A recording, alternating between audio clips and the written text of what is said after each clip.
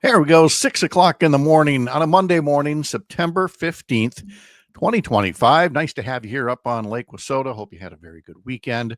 We've got a program that'll get started at 6:06 across the Civic Media Radio Network. We will talk a bit about the Emmys last night, although I don't know what planet they were judging shows off of because I didn't know about most of them.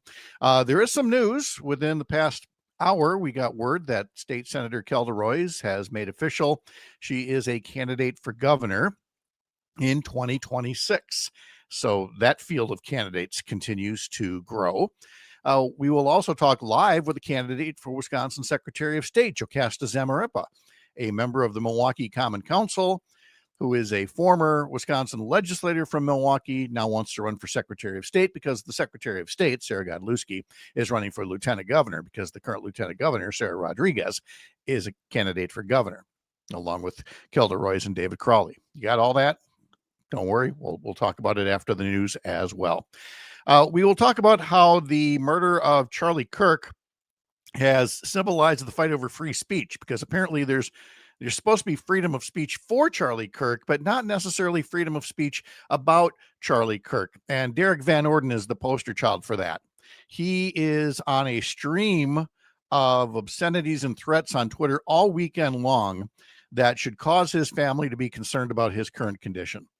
And we'll talk to Robert Kraig from Citizen Action about things that group is working on, including in the climate realm.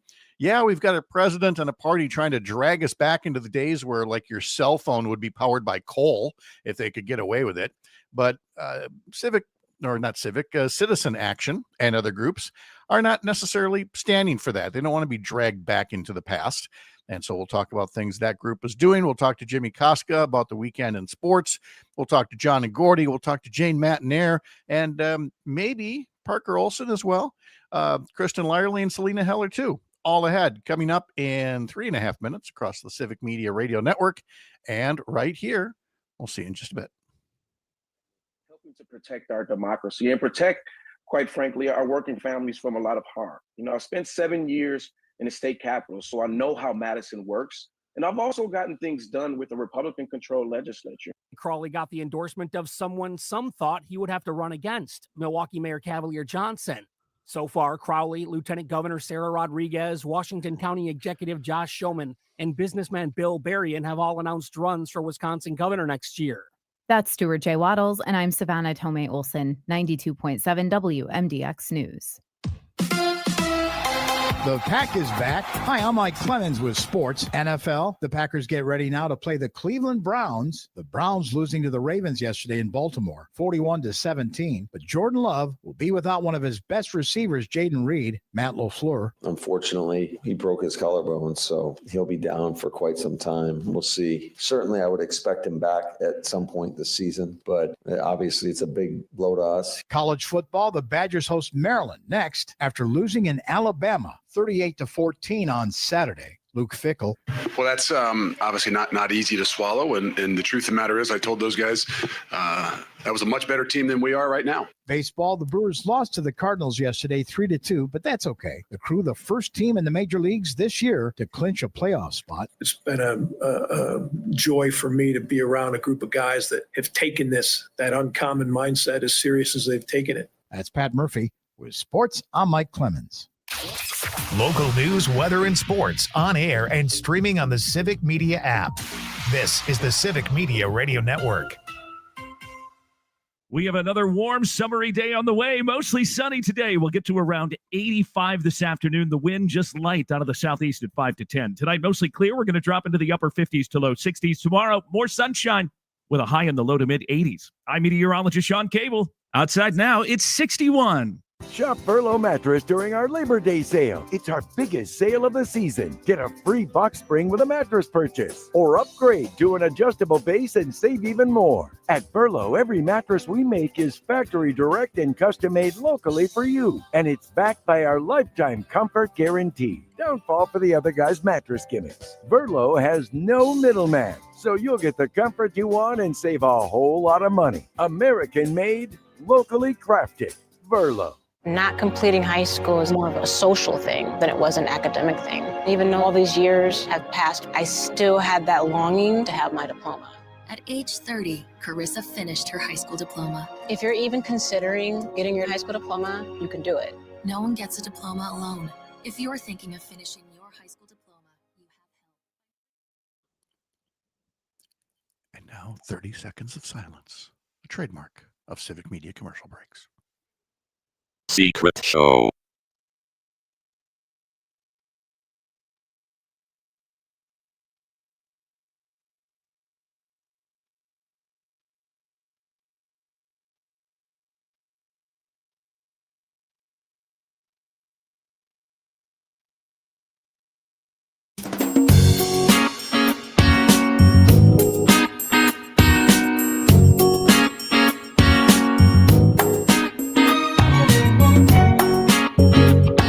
Live across Wisconsin on Civic Media, you're listening to Mornings with Pat Kreitlow, powered by Up North News.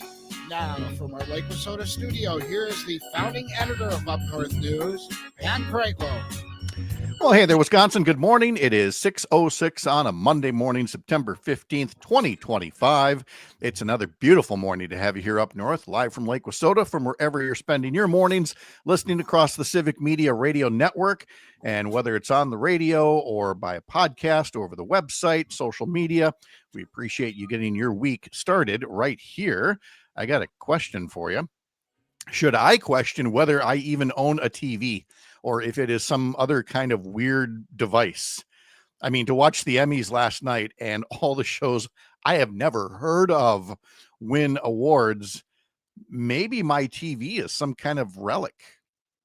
Or maybe I'm the relic. I'm not sure. We'll talk about that, including, however, one particular moment during the Emmys was emblematic of how TV is different now compared to when TV used to bring us all together. And we got that moment in a single song that we'll talk about later this hour. Also coming up, the candidate list for 2026 for the election. It's growing longer. Just this morning, about an hour ago, we got the email with confirmation from State Senator Kelda Roys. She is now a candidate for governor. She made the announcement early this morning saying, quote, "With everything on the line, Wisconsin needs a governor who's been training for this moment her whole career and knows how to deliver. We can't afford to wait, no matter who you are or where you're from. You deserve the freedom to thrive right now." Again, that's Kelda Roys announcing this morning that she's running for governor. Let's see. Of course, this all started with Governor Tony Evers deciding not to run for a third term. So Lieutenant Governor Sarah Rodriguez is also a candidate for governor. Now that leaves the lieutenant governor spot open in 2026. Current Wisconsin Secretary of State Sarah Godlewski is now running for the LG post, opening up the Secretary of State role. And that leads us into today's show, where we will talk live with Milwaukee City Council member JoCasta Zamarripa, a former legislator who is now running for Wisconsin Secretary of State. And of course, we may have other candidate announcements, even right here on the show in the coming days. So stay tuned for all of that. But again, Kelda Roys in the race for governor, along with Lieutenant Governor Sarah Rodriguez and Milwaukee County Executive David Crowley, all on the Democratic side. Washington County Executive Josh Schoeman, along with businessman Bill Berrien on the Republican side, for a primary election that will take place 11 months from now. Also this morning, we're going to be talking about how far-right provocateur Charlie Kirk symbolized the fight over free speech as universities faced pressure to cancel his appearances, but they also faced pressure not to give in to so-called cancel culture. And that makes it really ironic that the most tangible activity in the country in the days after Charlie Kirk's murder has been a wave of firings of people for expressing their own points of view, and threats of firings from people like a member of Congress from Western Wisconsin, who we did talk about a bit on Friday to answer the question from Tony on YouTube. I wonder who we're going to talk about today, he says. I have one guess. Yeah, the guess is Derek Van Orden, because when we mentioned him late last week, He had posted dozens of times with emotional reactions to Charlie Kirk's murder and the reactions to that killing, dozens of times. It is now in the hundreds. He has posted hundreds. He has been on a stream of posting all weekend long on what used to be known Twitter, mostly threatening to cut off federal funding for people or groups, or now entire cities. The entire city of Ellsworth, he says, is in my district, but I'm going to cut funding to them because I didn't like how one city employee reacted to Charlie Kirk's death. The entire Mayo Clinic system. He's threatening to cut off federal funding for the entire Mayo. He can't do that. He doesn't have the time to do that. He's wasting our time and resources, but he's also giving off a vibe that should genuinely concern his family and loved ones. So we'll get into all of that. Also, the current president and his party may be shamelessly trying to drag America back to the days of coal and oil generating most of our power and pollution, but plenty of other people are pushing back against that, and we're going to talk to Robert Kraig from Citizen Action Wisconsin about the ways they're making sure lawmakers are aware of the direction being demanded by most Americans, and it does not involve being dragged back to the past and ignoring the problems of a changing climate. So that, and oh my goodness, so much more. We've got Jimmy Koska talking about sports. I think Jane Matnair's back from vacation. Brittany Merlot is still on hers, and so she'll be back tomorrow. John and Gordy from our Madison station. And if you can't stick around for all of this, and you probably have jobs and things like that, but we always want to make sure that you have this program as an option any old time. Get over to Spotify and sign up to be a follower of this show. Subscribe to it on Spotify or Apple or wherever you get your podcasts, and take us along with you so that you can listen on demand. Okay, I mentioned Brittany Merlot coming back tomorrow. Where am I next on the list? Oh, I got food and I got weekend stuff. I'm going to need somebody to help me out with this. Parker Olson is standing by. There he is now in Madison Studio A2 as I learn which buttons to push to bring him up. Mr. Olson, how are you?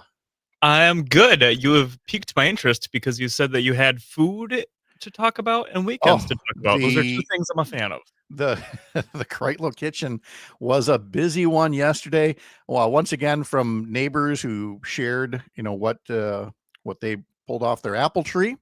And so once again, from Sherry, another delicious batch of apple crisp and some applesauce as well. So very good. And then this one sounds a little odd, but we went for comfort food as well. Yeah. In part because I said on the radio, I think a week before last, was it like National Shepherd's Pie Day or something? And I said, I'm going to make that. And people said, have you made it yet? No, it's summer. It's hot. But I got the ingredients. So I'm like, let's do that. So I got out the big cast iron pan, and I put together another shepherd's pie after Sherry made the apple crisp. So it was a little hot in the kitchen yesterday on a hot day. But you know what? To have comfort food like that, like shepherd's pie and like apple crisp. I mean, I got the leftovers now for the next couple of days on the shepherd's pie. You know what I had for breakfast this morning? Apple crisp. No, apple crisp. Come on. Yeah. I'm not a savage. I mean, so no, I got that going for me. Right. It was good. There was the fall festival in Eau Claire, downtown Eau Claire. And that goes on for many blocks of booths and exhibits and entertainment. And it was a perfect Saturday morning to do that. We did the last pontoon ride of the season, we think, because of the dates that we've set up to have the boat taken out and put the dock up, before winter and all that. And we've got other plans and things. So, and the weather was perfect when we did this on Saturday. So we're like, yeah, let's call this one good. Let's make sure we end on a high note. So one last boat ride. And then from my point of view, getting in the hammock one more time for an extended period. I'm getting better at that.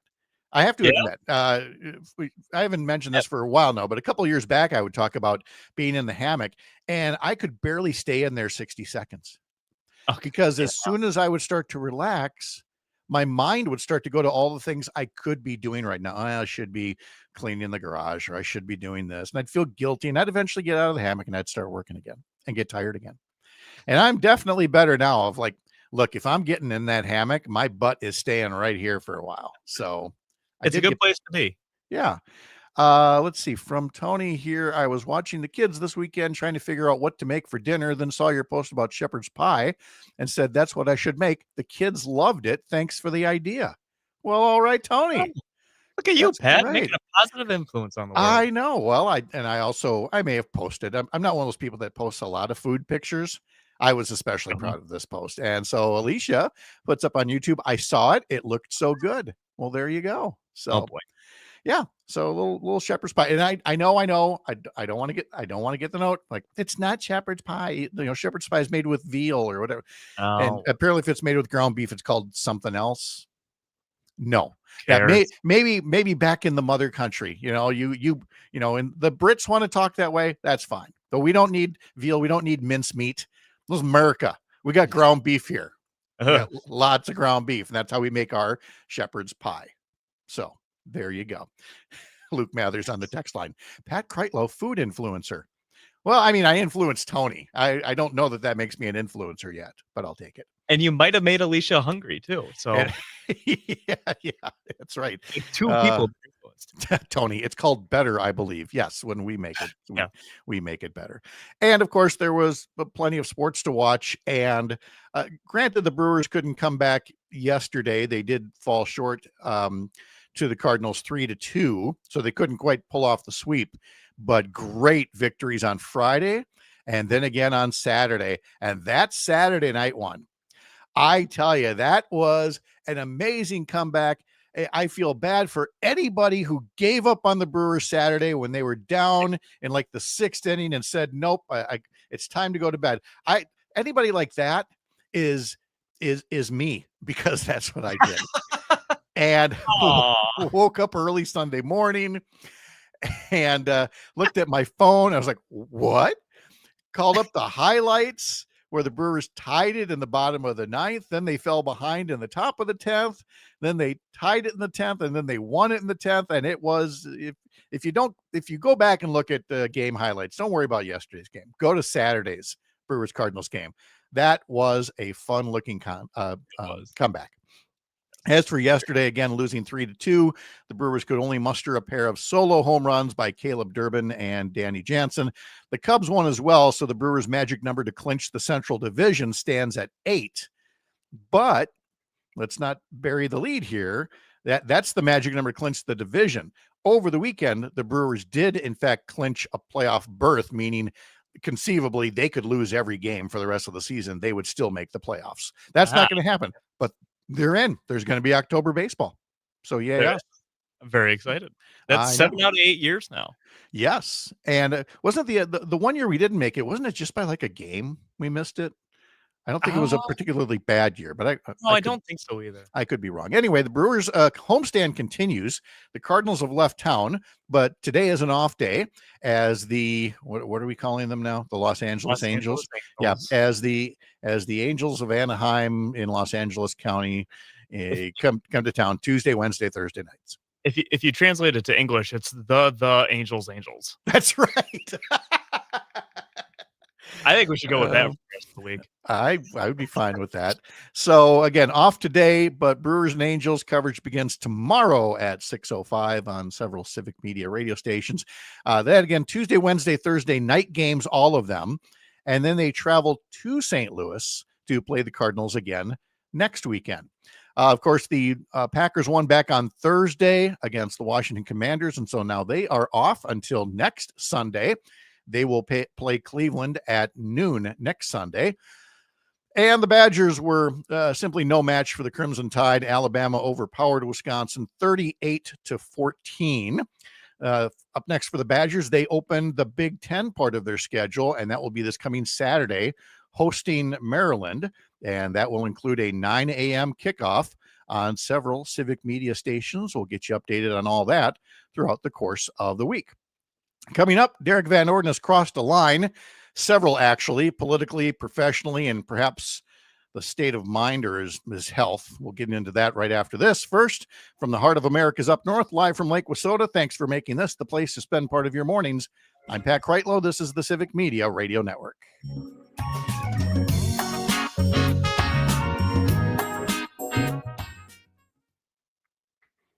Yeah, I was struggling here to bring up one of the slides full, and the slide wouldn't come up full. And so I had to try some other button to try to make it full. It was a little weird. It's like, oh, I guess I'm full screen. It's just I know. I'm like, why is the button not there? So it actually wasn't all my fault this time. Hey. The Badgers are going to have like 3 wins this year. Oh. I mean, come on. We're 5, right? I think that's a little hopeful, to be honest. Like, I wouldn't be shocked if they did get 5, but I think that's a little hopeful. Yeah. They don't get to play UCLA, who, by the way, just fired their head coach. Ooh, after 2 games? Wow. Yeah, he had one of my favorite press conference moments of all time, though. Yeah. I was a fan. It was Big Ten Media Day the first year that they were in the Big Ten. And he goes to a room full of reporters. He goes, "You guys probably don't know much about UCLA. We're in LA. It's us and USC. Yeah." Wow. Well, thanks for straightening that out. Yeah. We're here in LA, the city of angels. Our baseball Yes. team is called the Angels. We're officially out of playoff contention, by the way. Oh, well. Let's see. What else do we have here?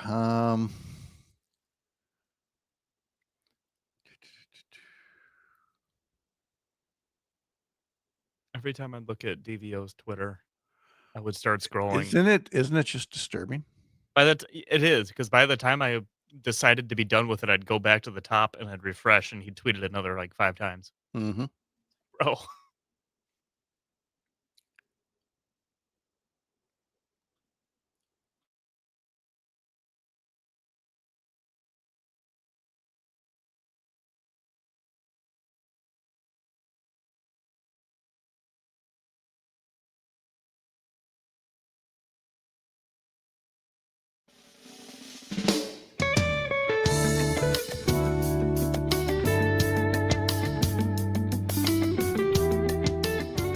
Remember, you can stay up to date with our unabashedly Wisconsin news by signing up for our newsletters over at upnorthnewswi.com. Click subscribe up in the top banner. Today's edition from Ellie includes how to apply for FEMA flood relief, and also a timely reminder from her that tomorrow is National Voter Registration Day.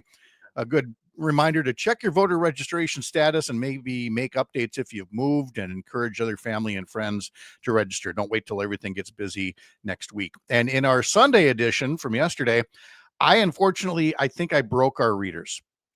And I didn't mean to, but I passed along that Ron Johnson last week on the 9/11 anniversary was again sharing a conspiracy theory about the World Trade Center, and that maybe there were explosives in the basement of Building 7 or just something ridiculous. My question to the readers yesterday was, if you could get Ron Johnson to stop talking forever about one conspiracy, which would it be? Would it be the World Trade Center one? Would it be the COVID one? Would it be 2016 was actually a job by Ukraine and not Russia? Was it that 2020 was irregular? And I did not leave an option for all of the above, and that's what everybody demanded from all of. There were so many emails saying, how could you not give us an all of the above? Well, because I want to know which one, if you could get rid of one of them. But what's the most disturbing conspiracy theory? Yes. What's the most disturbing of these? And so people gave it their best guess. If you'd like to be first to see our question of the week, sign up for our newsletters, upnorthnewswi.com. All right. There seems to be a free speech issue causing a serious case of irony when it comes to discussing Charlie Kirk, both the murder and the legacy of his own speech during his life. There appears to be basically a growing trend that could be summed up as free speech for Charlie Kirk, but not free speech about Charlie Kirk. The far-right provocateur symbolized the fights over political free speech, especially on our college campuses, because Kirk would be booked for certain engagements on universities, and then they would face pressure to cancel his appearances, knowing the hateful things he was about to say. But then they would also face pressure from others not to give in to so-called cancel culture. That's what makes it so ironic that the most tangible activity in this country in the days following Charlie Kirk's murder has been the wave of firings of people for expressing their own points of view, and threats of firings coming from people, including members of Congress, who would normally be the first to defend Charlie Kirk's right to speak out. There are members of Congress like Derek Van Orden, and yes, we have to talk about him again. It was one thing for him to be emotional about Charlie Kirk's murder and tweet more than 80 times in the first 24 hours after his death. Then on Friday, he tweeted another 161 times, and he is now well into the hundreds of tweets, many of them with insults and profanity, but that's simply the nature of the man. He lacks the emotional maturity to be an effective public official.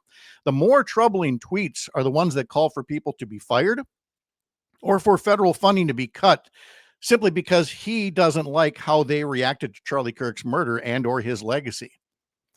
On the federal funding alone, this needs to be said. If Van Orden actually tried to follow through on the many, many tweets, he would have a full-time job just doing that, having to look up each person, each institution, each item in the budget of the United States government and try to get that number changed to zero.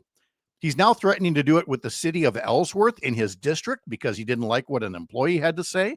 He's threatened to do it for the entire Mayo Clinic because he didn't like what somebody posted on there. He can't do all that. He doesn't have time to do all that. And even if he did, he'd be wasting his time, which means he's wasting our money that we pay him to do a job other than scrolling and trolling on Twitter. I mean, if nothing else, maybe the congressman could travel his district a little bit more and notice all the soybean fields. The crop's looking good out there. But as we learned last week, China purchased more than $12 billion in soybeans from the U.S. last year, but thanks to Trump's made-up trade war, they have so far purchased no U.S. soybeans. So maybe Van Orden and Trump think it'll be enough to simply send support checks to farmers, but you won't be able to escape the image of soybeans piled up and rotting. So maybe he could work on that for his district instead of tweeting. But let's get back to what he is doing on Twitter. There's the firings, as we've seen in around the country. We've seen it on TV. We've seen it nationally. There's no shortage of examples, including here in Wisconsin.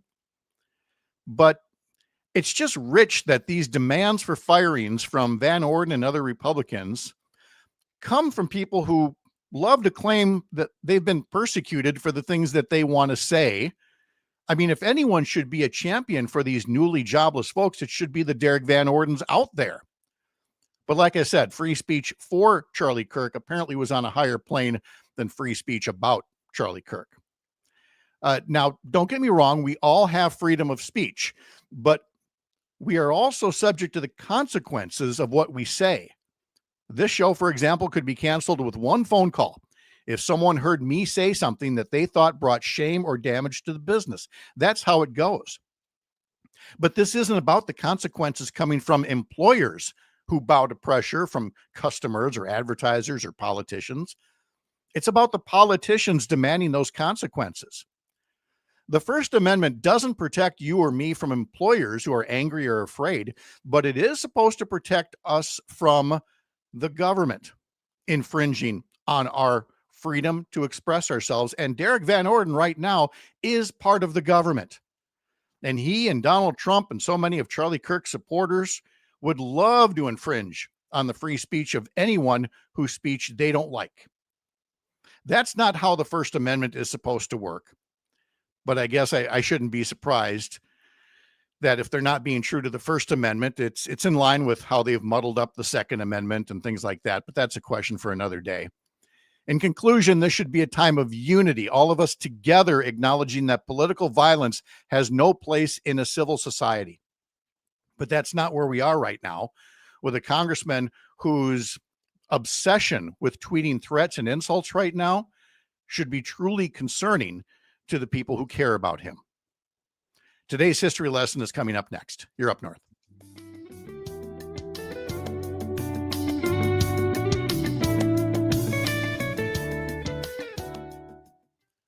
Wow, it did it again. Uh-huh. Whatever slide I put in the second position on the screen does not have the full screen button inside of it, where you can bring it up full.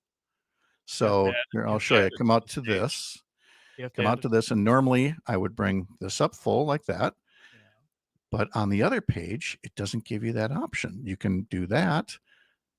And now it's there. Of course it is. Of course it is. Wow. Okay, Grandpa. Yeah. Higher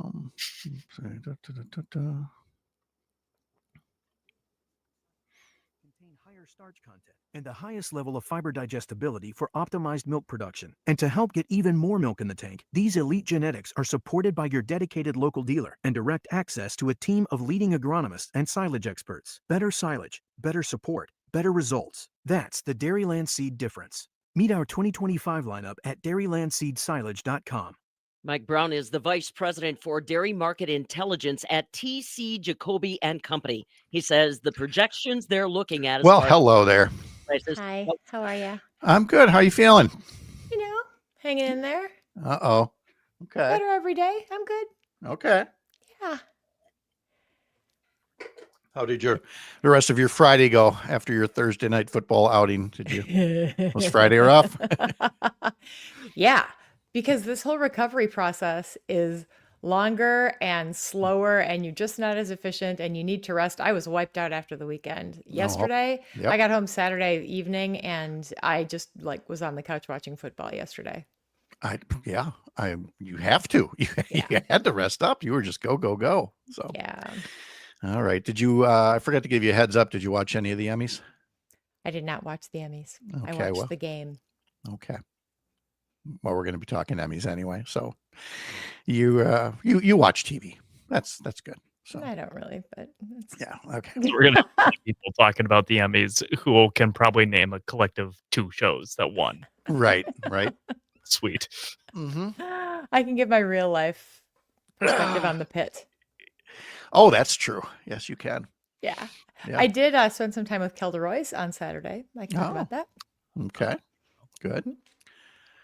All right. And we definitely want to preview and review my show. Okay. I was at the ACOG meeting over the weekend. ACOG. Oh, look at that. Mm-hmm.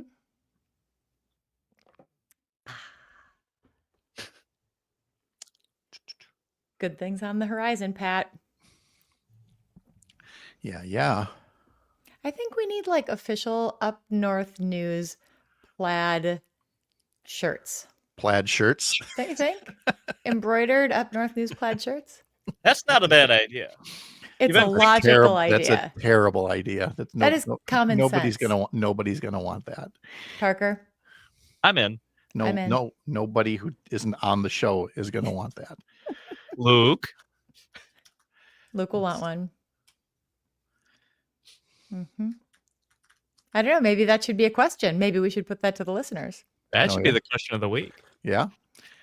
What kind of swag should we have? Yeah. Uh-huh. Flannel shirts, plaid shirts, coffee mugs. Plaid shirts are cool. Yeah. And it's getting to be that season. Yeah. Everyone's going to wear them, Pat.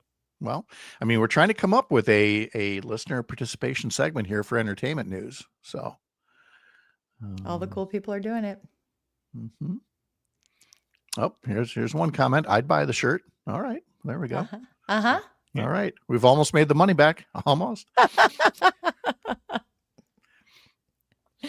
Do we have are we on in 2 minutes? We're on in 45 seconds. Okay, never mind.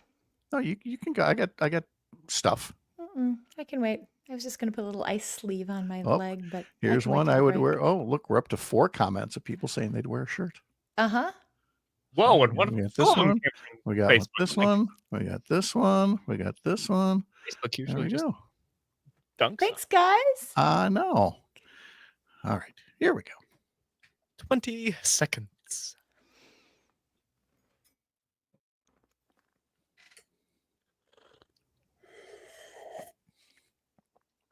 Krista and I are just slurping the coffee here. Mm-hmm.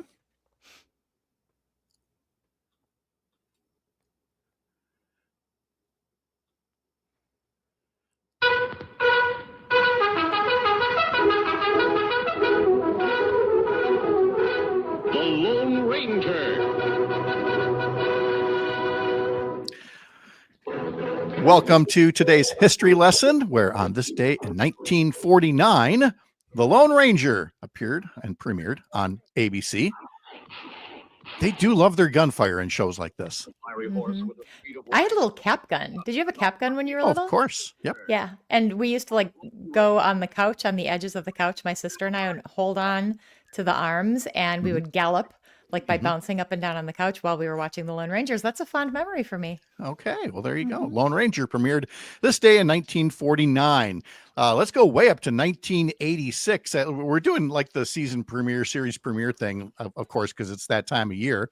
In 1986, this show premiered on NBC. Can you guess the show by the theme song? Hit it.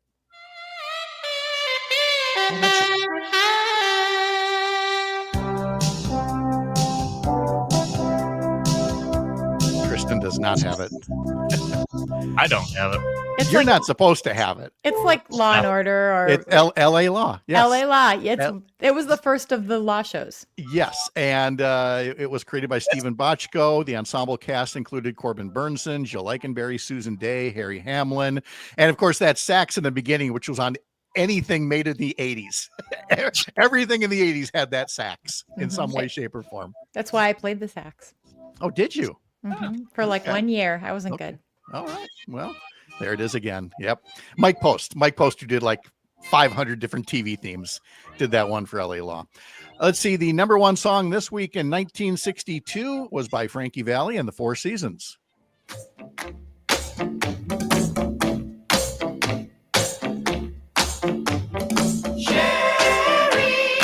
Is this a special song in your house? It is not. No. Hard no. Somebody does not like that song. I love this song. Apparently it was sung to her a lot as a kid, so it's kind of it's worn out its usefulness. Same goes by the way with Steve Perry's "Oh Sherry" from the 80s. Also, she's just not one of those, doesn't want songs about her. Do you have a song about you, Pat? Do I have a song about me? I don't know. Muskrat Love, maybe? I don't know. Juggernaut one. Oh, the Juggernaut song. Yeah, I'm still trying to figure out if that was. You actually have a real song that's actually about you yourself. No. The song's title is Kreitlow, but it's a very disturbing song about something or another, and I have no idea how they came to call it that. And one of these days, I'm going to work up the courage to reach out to the band and say, what the heck was that about? Or since they're an Eau Claire based band, we send Selena Heller, who joins us now from Up North News. Ms. Heller, how are you? Good. Good morning. There's a song that's Selena, and then there's a local band from Menominee. Really? Yeah. I took Emery, and I'm like, and I got a hold of the people, like, can you sing the song? So Emery hears, and then she was like, what? Ever nice. All right. All right, let's get back to our history lesson. Helen Reddy had the number one song this week in 1973.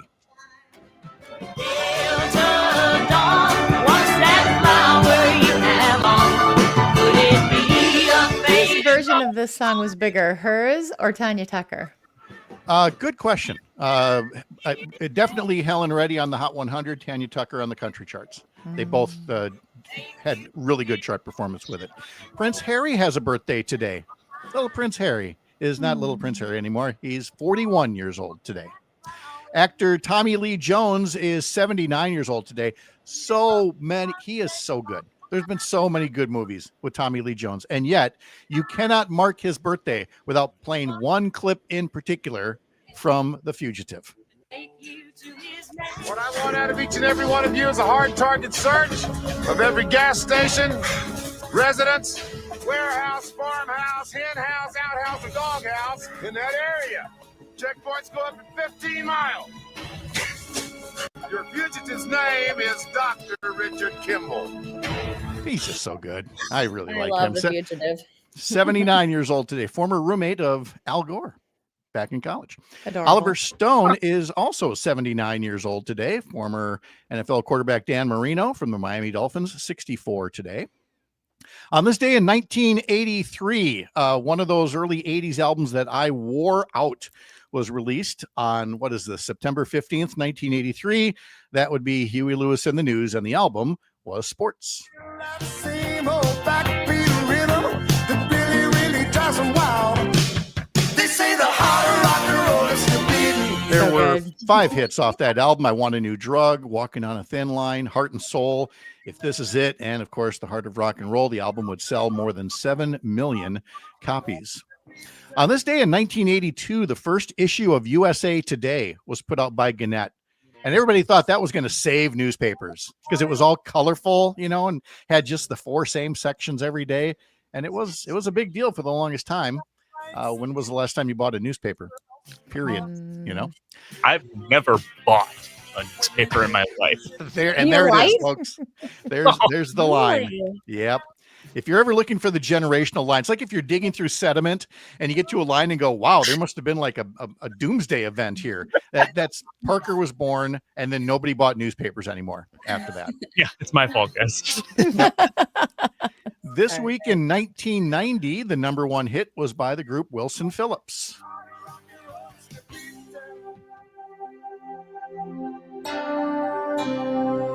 Oh dear. My apology. Yes, this is Release Me. I meant to get you somewhere up in the chorus rather than the intro, but they do have some good harmony here in the beginning.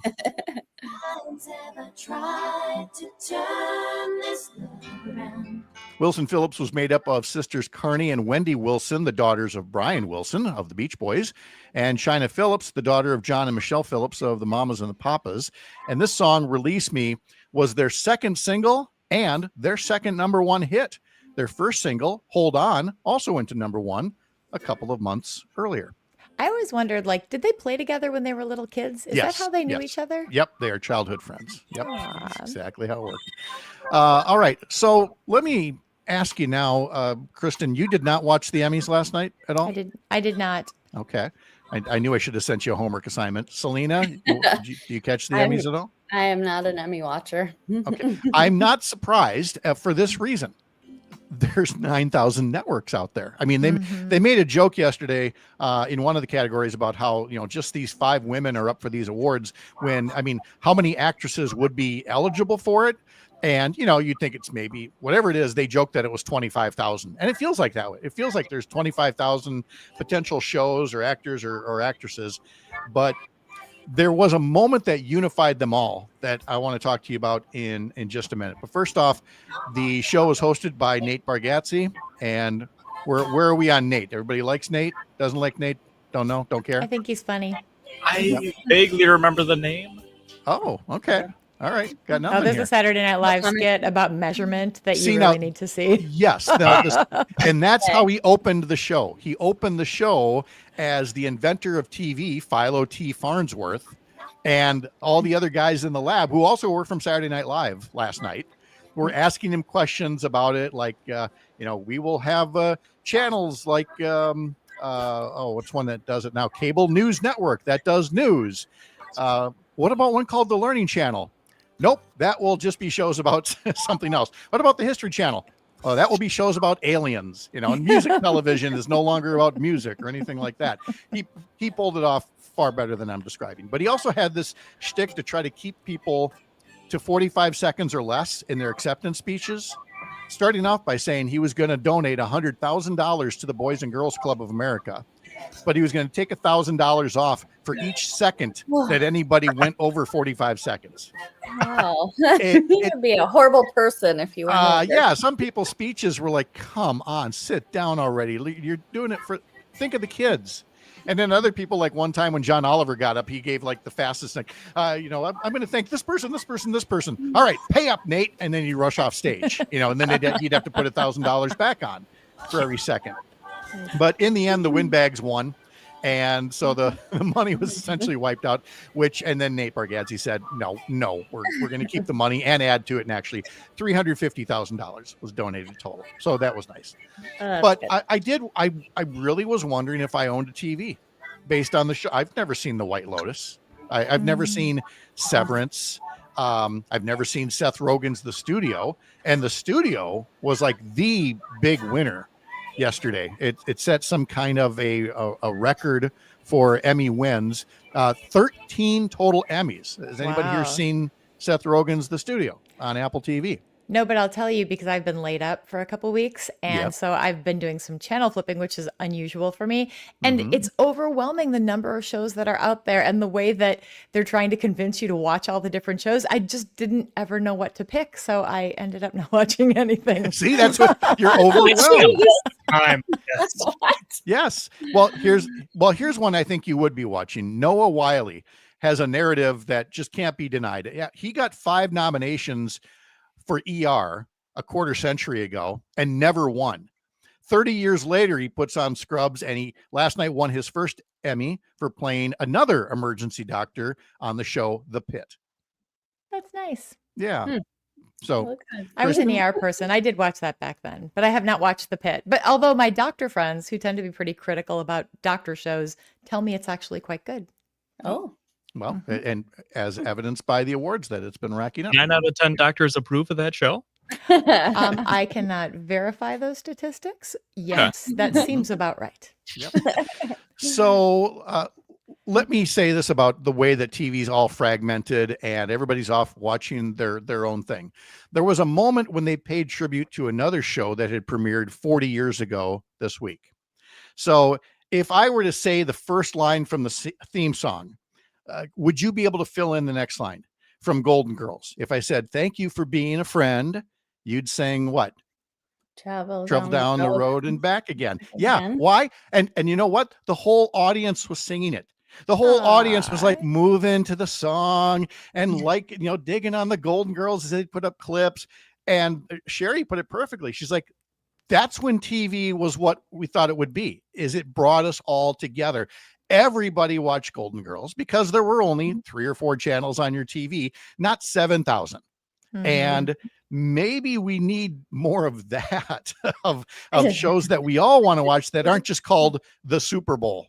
I remember Dallas when JR got shot and the whole country was wondering who shot JR, and they kept us in suspense for an entire summer. I mean, I was a little kid at the time, but that was like a huge cultural thing. We don't have that anymore. My friend and I were just having a conversation, and he was like, there's nothing good prime time show that you want to watch every week on a network like there used to be. There used to be Friends and all of that. And, there's just not that anymore. No. And frankly, I think part of the reason we watch reruns of The Big Bang Theory so much is it might have been like the last show that got that many millions of viewers at once on network TV. And now, correct me if I'm wrong, but Abbott Elementary on ABC, was that the only broadcast network show that was even up for Emmys? I think so. Shout out to one of my neighbors up in Door County who actually developed that show. So there's a Wisconsin connection there, and she has an Emmy for Abbott Elementary. Oh, well, that's writing great. that down, Kristen. Okay. Yeah, that's going to be a good story for you in the future. Yeah, and we're going to hear more from Selena on stories that she's working on, including an unusual demonstration that was held last week against budget cuts and healthcare cuts, complete with a movie theme and costumes. Selena's going to tell us all about that coming up after the news. And we'll talk to Robert Kraig from Citizen Action, pushing back against Donald Trump and others trying to drag us back to the days when your cell phone was powered by shoveling coal into it, and other things that big oil would love to have us be doing going ahead and continuing to just tear up the climate. Well, a lot of people would like to say, no, thank you to all that. Live from the lake, you're listening to Mornings with Pat Kreitlow, powered by Up North News here on the Civic Media Radio Network.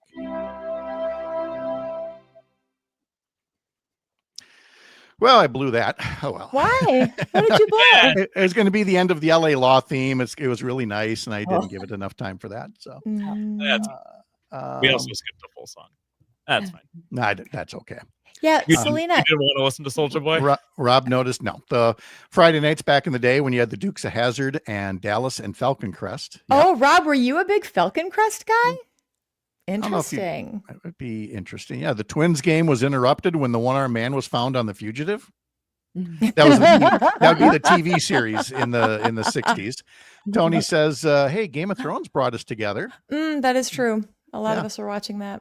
Let's see. Tony Pretty says, Big Bang Theory, though, or like same time. Love Nate. Fun fact, he wants to open a theme park. Doesn't think it would be that complicated.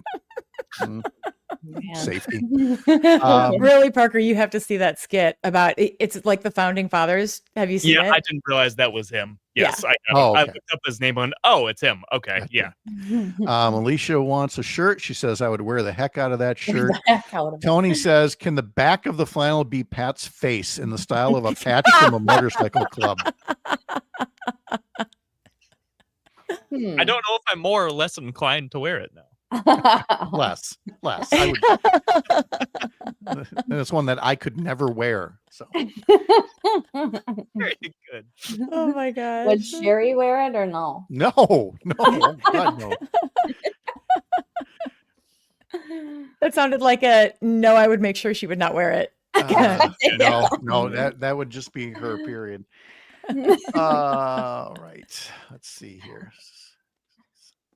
We could have a little gathering. We could call it Pet Fest. Pat Fest. Pet Fest. Pet Fest 26. We'd need some time to put it together. It would be in the fall. Oh, yeah. For flannels. What a shame. We'd play Yacht Rock. He can't be here. He just retired the week before. What are the odds? Rats. Play Yacht Rock and talk about Wisconsin politics. I like it. Let's see. And Kristen, we couldn't do it last week. What is the name of the coffee shop? Was it what was it? Kavarna. It's on, so Green Bay is separated by the Fox River. It goes right through the middle of downtown. It's on the west side, Broadway. Okay. Oh, and you started to say something else, Kristen. Was it that? Yeah. My friend Erin is the director of comedy development for ABC, and they have a place in Los Angeles, but Door County is the place that they love to be. So they're here quite often. 20 seconds. Neat. Remind me. I'll send you her contact info.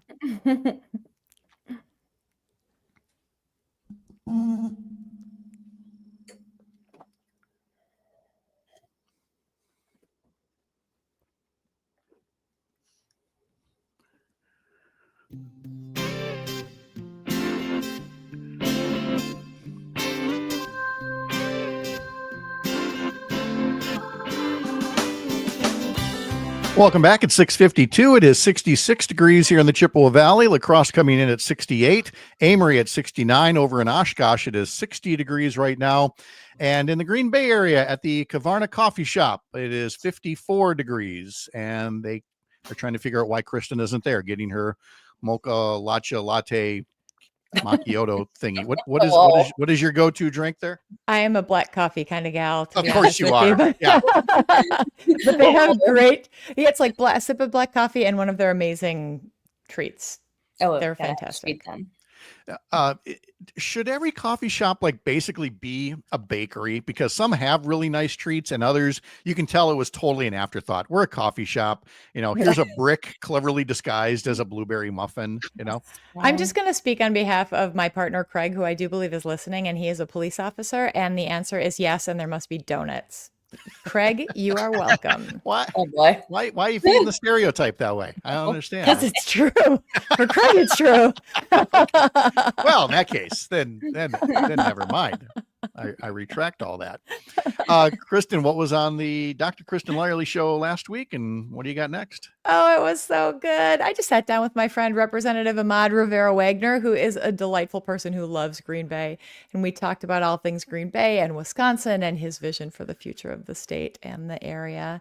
And then this week is going to be really spicy. We're taping it tonight. We're talking about the Charlie Kirk assassination, and we're talking with Republicans, former Republican leaders, and getting just a broad overview of what happened, where we are now, and what do we need to do as we move forward. It's going to be very engaging and interesting. I had a couple of different conversations, run-ins with people that I knew. One was at the International or at the Fall Festival in downtown Eau Claire. Another was up in Chippewa over the weekend. Again, just having conversation with folks where I know we don't always agree politically on things.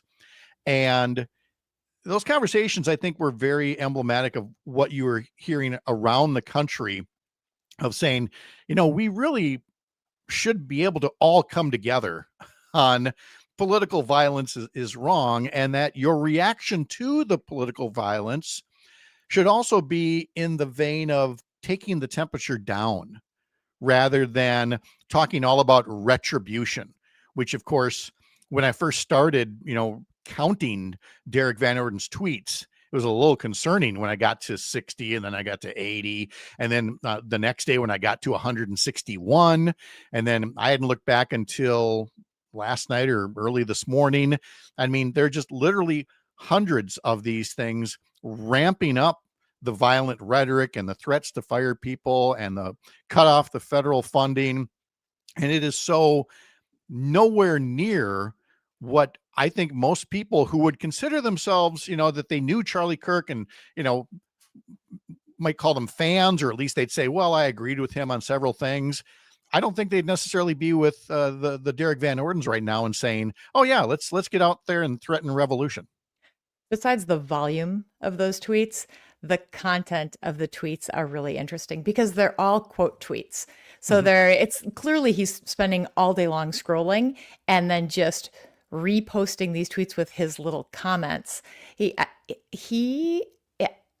has a real job, right? Allegedly. Yes. I mean, and like I said in the newsletter and earlier this morning, if he chose just to actually follow through on these cuts to federal funding, that would be more than a full-time job in and of itself. So he's saying, we're going to cut their funding. We're going to cut their funding. We're going to cut their funding. No, you don't. Nobody has enough time to do all that, Plus you got things to do, like, find a market for that soybean crop that's going to start rotting, Things are about to get very real, I think, for the Republicans who voted for the big, beautiful bill, as people start to realize what the no tax on tips and no tax on, like all of the little neither things. one of them are anything like they're being advertised. Correct. They're not. And when people start to see prices rising, there are a lot of consumers out there who are looking at the stock market and saying, but the stock market is still rising. Yeah, but most of us are actually really struggling to pay our bills. So that's going to hit home sooner than later. And that's going to feel very real to people like Derek Van Orden, who are going to be held accountable. A lot of the stock price is going up because these corporations are understanding that, even with the tariffs and inflation, I mean, grocery prices are more insane than last year. They realize, well, people are still going to pay for the stuff that they need. So they may be struggling, but we, the corporation, we're going to be okay. Oh, and there goes Pat's mic. There goes Pat's mic. Look at that. Oh, wow. Tighten up that thing on the weekends. Wealthy people are still spending. And that is what is really buoying the economy right now. But people who don't have a lot of extra are starting to pinch pennies. So the longer this goes on, I think the more our purse strings are going to be tightened and the more our representatives are going to feel it. Did you, Selena, get to the fall festival this year in downtown Eau Claire? I did. That was an event that I used to organize. So right, I have to yes. go back. Yes. It was our first one, and Sherry suggested going there. I said, well, we've never suggested going there before. Yeah, but Sharita made it sound fun. Because Sharita Booker talked about it last week, and I kind of just gave her a look like, Sharita's never been there. Sharita's in Milwaukee. She was just reading through the things that are going. And but she made it sound fun. Sharita makes everything sound fun. She said, and I was right. She's like, that's my favorite segment of the week, which is interesting because she's married to to host. But yes, so Sharita made it look good, and it was good. It basically was a great way of taking an entire town, in this case, the city of Eau Claire, and saying, okay, I know you're all over the place with your stores and your shops and everything, but you're all going to come down to downtown. You're all going to get one booth and the entire population is going to walk past you. And it was great. It's very well organized. We had a lot of fun. Yeah. And that was my job before, is getting everybody downtown, either to live, work, or have some fun and frequent those businesses downtown. Because they're vital to the community. See, look at that. Now you're here with us and Sharita's here with us, making all these things sound fun. What a good we went to the place for us all drag to show. gather. One of the biggest attended events at the fall festival for the last couple of years now is the drag show. It wasn't the firehouse where they were serving the beer. I would have sworn that was with the Badger game on TV. All right. We'll have more after the 7 o'clock news. I'm Pat Kreitlow. This is the Civic Media Radio Network.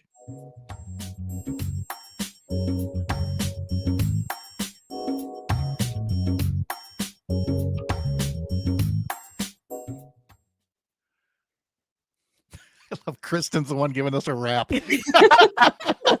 Well, it looked like you were like engaged in that conversation. I was like, sometimes you get into it and you're like, oh my gosh, 10 seconds. Yep. For You're sure. right. I saw her hit him. Like, well, we're going to steer her real quick. So It was Parker when he put the 20 in. I was like, I got to help him.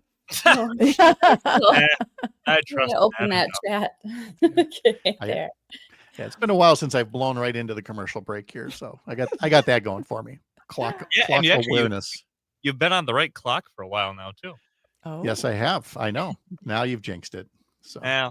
watch me get out at 7:19 now instead of 7:20. Uh-huh. All right, I'm going to get some coffee and All right, put same some ice here. on my knee. Be right back. All right. Not just the disarmament and elimination of Hamas, but also a better future for the people of Gaza. The suspected gunman in the killing of Charlie Kirk, 22-year-old Tyler Robinson, is said to be not cooperating with officials, even though his family and friends are. He's not believed to have confessed. Last night, there was a vigil held at the Kennedy Center in honor of Kirk. This is ABC News. Download the Civic Media app in the Google Play or Apple App Store and take us everywhere. This is the Civic Media Radio Network.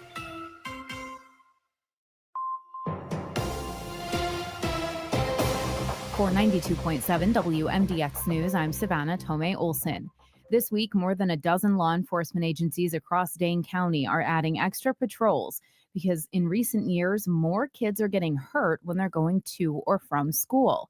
WKOW reports so far this year, 8 children have been hurt on their way to or from class. Now, 13 law enforcement agencies are banding together this week to increase safety for students, according to the outlet. In 2022, 4 children in Dane County were hurt going to or from school.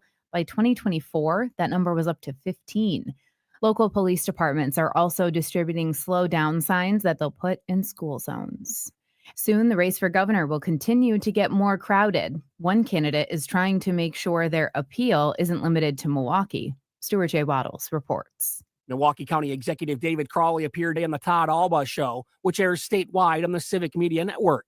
As he runs for governor, Crawley talks about his experiences outside the big city. I've been introduced to rural areas as a kid. My father taking me to La Crosse and taking me all over the state, whether we're going fishing or going duck hunting. While he's been running Milwaukee County recently, Crowley reminded people that he's got Madison experience and praised the current governor. No, Governor Evers, he has been a great leader. He has led with a steady, calm strength here in the state of Wisconsin, leading us through the pandemic, helping to protect our democracy and protect, quite frankly, our working families from a lot of harm. I spent 7 years in the state capitol, so I know how Madison works. And I've also gotten things done with the Republican-controlled legislature. Crawley got the endorsement of someone some thought he would have to run against, Milwaukee Mayor Cavalier Johnson.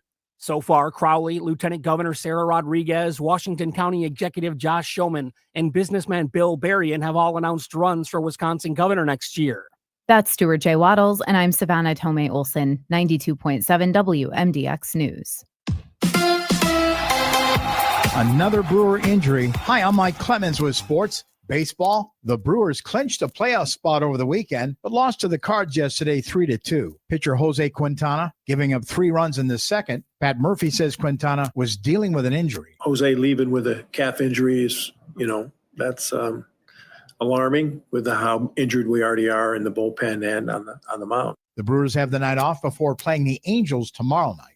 A report says the Brewers could be playing the Braves in the Little League Classic in Pennsylvania next year in August. MLB says an announcement coming soon. NFL, after having the weekend off, the Packers head to Cleveland this week to play the Browns. College football, Badgers to host the Maryland Terrapins on Saturday. They lost in Alabama 38-14. We knew we had to come out here in the first half in particular and play solid, play poised, play confident. It's exactly opposite of what we did. That's Luke Fickle. With sports, I'm Mike Clemens. Local news, weather, and sports on air and streaming on the Civic Media app. This is the Civic Media Radio Network. We have another warm, summery day on the way. Mostly sunny today. We'll get to around 85 this afternoon. The wind just light out of the southeast at 5 to 10. Tonight, mostly clear. We're going to drop into the upper 50s to low 60s. Tomorrow, more sunshine with a high in the low to mid 80s. I'm meteorologist Sean Cable. Outside now, it's 58. Shop Furlough Mattress during our Labor Day sale. It's our biggest sale of the season. Get a free box spring with a mattress purchase or upgrade to an adjustable base and save even more. At Furlough, every mattress we make is factory direct and custom made locally for you. And it's backed by our lifetime comfort guarantee. Don't fall for the other guy's mattress gimmicks. Furlough has no middleman, so you'll get the comfort you want and save a whole lot of money. American made, locally crafted. Verlo. I'm Rick Smith, host of The Rick Smith Show. If you're looking for honest talk, real stories, and straight up news that matters to you, tune in to The Rick Smith Show. We're digging into the issues that affect your job, your family, your future. Join me weeknights at 9 on the Civic Media Radio Network, because your voice deserves to be heard.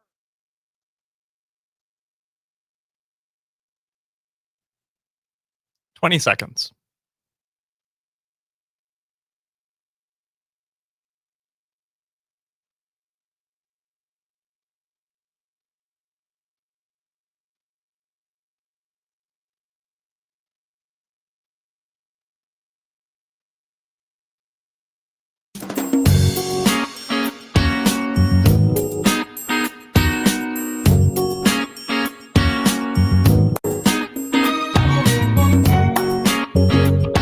Live across Wisconsin on Civic Media, you're listening to Mornings with Pat Kreitlow, powered by Up North News.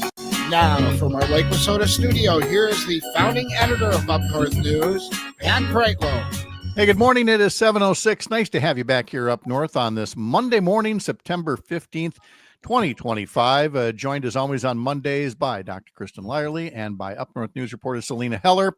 Selena will tell us in just a couple of minutes about an unusual, more colorful, not your typical protest that took place in the Chippewa Valley last week. That's on the way. Brittany should be back tomorrow to give us all the weather news, but you, of course, can catch the forecast throughout the day on your local Civic Media station. But in the meantime, Rob doesn't take a day off out in Tigerton, where he says good morning. It's fair and 54 degrees. It was really a very beautiful weekend. Saturday had a mowing job and went to the Tigerton Lions Club steak fry. It was excellent with great steak. Sunday, watched some football. Then took around the countryside, seeing the changing colors of the leaves, and took some pictures for my social media and for my friends. We are definitely getting to that time of year with the leaves are like right there, just about to pop, depending on what part of the state you're in. I posted one of Rob's pictures. They are absolutely beautiful. And Rob also sent me an article about some disability benefits that are in danger right now because of the Trump administration. So I'll be making a little TikTok video about that later today. Thank you, Rob. You have been a TikTok machine recently. Well, there's a lot of information that people need to know, and it's great to be able to put it into a bite-sized clump and let people have a conversation about it. I wouldn't call your videos a clump. Yeah, no, they're very nice. Rob also notes last night I saw the Northern Lights. I was going to say that. Yeah, Northern Lights were out last night. A lot of Wisconsin, it seems. Yeah, I saw one picture. I'm sure by now social media is full of them, but very early this morning somebody put one up and I was like, wow, is that what they looked like last night? So that's great. Some people got a very nice view. I'll be looking at that. In the history section, I neglected to mention today is National Google Day, because that's when they claimed the domain this day in 1997. It is World Engineers Day, and it's Double Cheeseburger Day. And it is the start of Hispanic Heritage Month. And if people go, well, wait, it's the middle of the month. Well, yeah, Hispanic Heritage Month runs from September 15th to October 15th, because several countries today mark September 15th as their Independence Day, including Costa Rica, El Salvador, Guatemala, Honduras, Nicaragua, all declaring independence from Spain on this particular day. So yes, again, happy Hispanic Heritage Month for folks. And yeah, double cheeseburger, I don't know, might be a bit much for me. I'm more of a sliders guy, Oh, really? I do love a good double cheeseburger. Maxi Burger from Dick's Drive-In in Kaukauna any day. After we did the fall festival, we headed up to Amber Inn up at the top of the hill there in Eau Claire, above the old Uniro factory. It's just some of the best burgers ever, on a griddle that I'm convinced dates back to the Warren Harding administration. And is, Maybe shall it's we been say, seasoned, maybe it hasn't. yeah, right. It's properly the flavor. seasoned. So, yeah, shall we say. That's where it gets its special flavor. That's right. So, well, while we're talking about things in Eau Claire, actually, before Selena, we get to the Eau Claire story, I do want to mention the other news from this morning. State Senator Kelda Roys announcing that she is jumping into the governor's race, making her candidacy official today. So I'm sure we'll be talking to her a lot in the coming 11 months between now and the primary election. And Kelda, or Kristen, you saw Kelda recently. Yeah, I got to spend some time with Kelda. Actually, she gave me and the president of ACOG, the American College of Obstetricians and Gynecologists, and the chair of the OBGYN department down at UW-Madison, and a bunch of students and residents, a little tour of the Capitol during our big meeting over the weekend. Senator Royce has been a huge champion for women's health and abortion rights for a very long time. So I'm really excited to see what she brings to the table as a candidate for governor. Yes, she gets in a race that also includes Milwaukee County Executive David Crowley and Lieutenant Governor Sarah Rodriguez. With Sarah Rodriguez running for governor, that opens up that spot. And so you've got Sarah Godlewski, the current Secretary of State, now running for Lieutenant Governor, which means there's an opening for Secretary of State. And in that post, you have Milwaukee Common Council member and former legislator JoCasta Zamarripa running for Wisconsin Secretary of State. And JoCasta Zamarripa will be our guest here live just over an hour from now. So a lot to cover just today alone on the things that are going on. Selena, you were covering a recent protest in Eau Claire about budget cuts, and it wasn't your typical, just carry some signs and, chant some things, which is fine. I mean, everybody should be able to protest something they feel strongly about. But if you can add a little splash of color or character, especially the characters, well, that's what you'd find in Eau Claire last week, right? Yep. Wizard of Oz themed it was, because they called it Toto, we're not in America anymore. It definitely feels that way to some folks. And so, and people got into the theme, didn't they?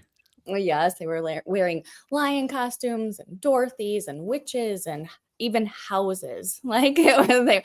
I mean, they had to spend a lot of time on these costumes. These were very creative. My favorite was somebody put their little dog in a basket, like Toto, and the sign around the basket said, "Nobody's coming to eat me." Thinking back to Trump going, "They're eating the dogs." Yep.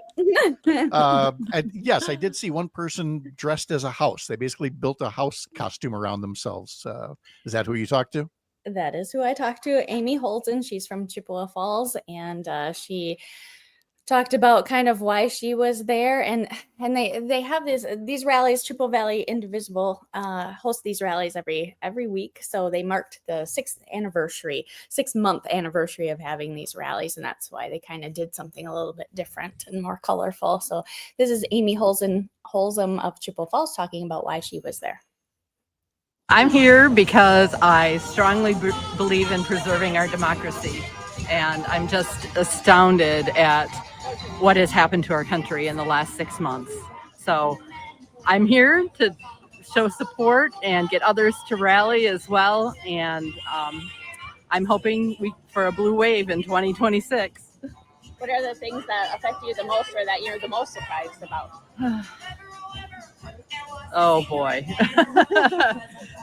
So rule of law is really important to me. My father was a police officer, and I'm just appalled at the pardons that Trump has given to criminals and what he's doing to immigrants that are not criminals. So, I just feel strongly in the rule of law. That's what makes our country great. It's what provides stability and makes people trust our country. And without it, I think we're in tough shape. Well, that's Amy Holzum of Chippewa Falls. And I like that she emphasized something beyond just the budget cuts. And believe me, the budget cuts are plenty of the protest, people's health care, people's nutrition benefits. But here in her case, she's actually looking out for others, for law and order, for the criminals being let loose and the immigrants who are being treated as criminals. And I'm sure you saw that kind of selflessness in other folks in the crowd as well, Selena. We're always told, oh, democracy is not the number one issue. People are worried about their wallets and everything. It's still kind of important. Well, and that was the thing too, because along with the Wizard of Oz theme, it was, the words of Glinda the Good Witch still hold true today. And that was kind of the sentiment because Glinda said, and it was, the rally is talking about coming together to fight for each other. And so Glinda says, you've always had the power. You've had it all along, my dear. And so that was kind of the theme of helping each other out and banding together to kind of come together to fight all of these things.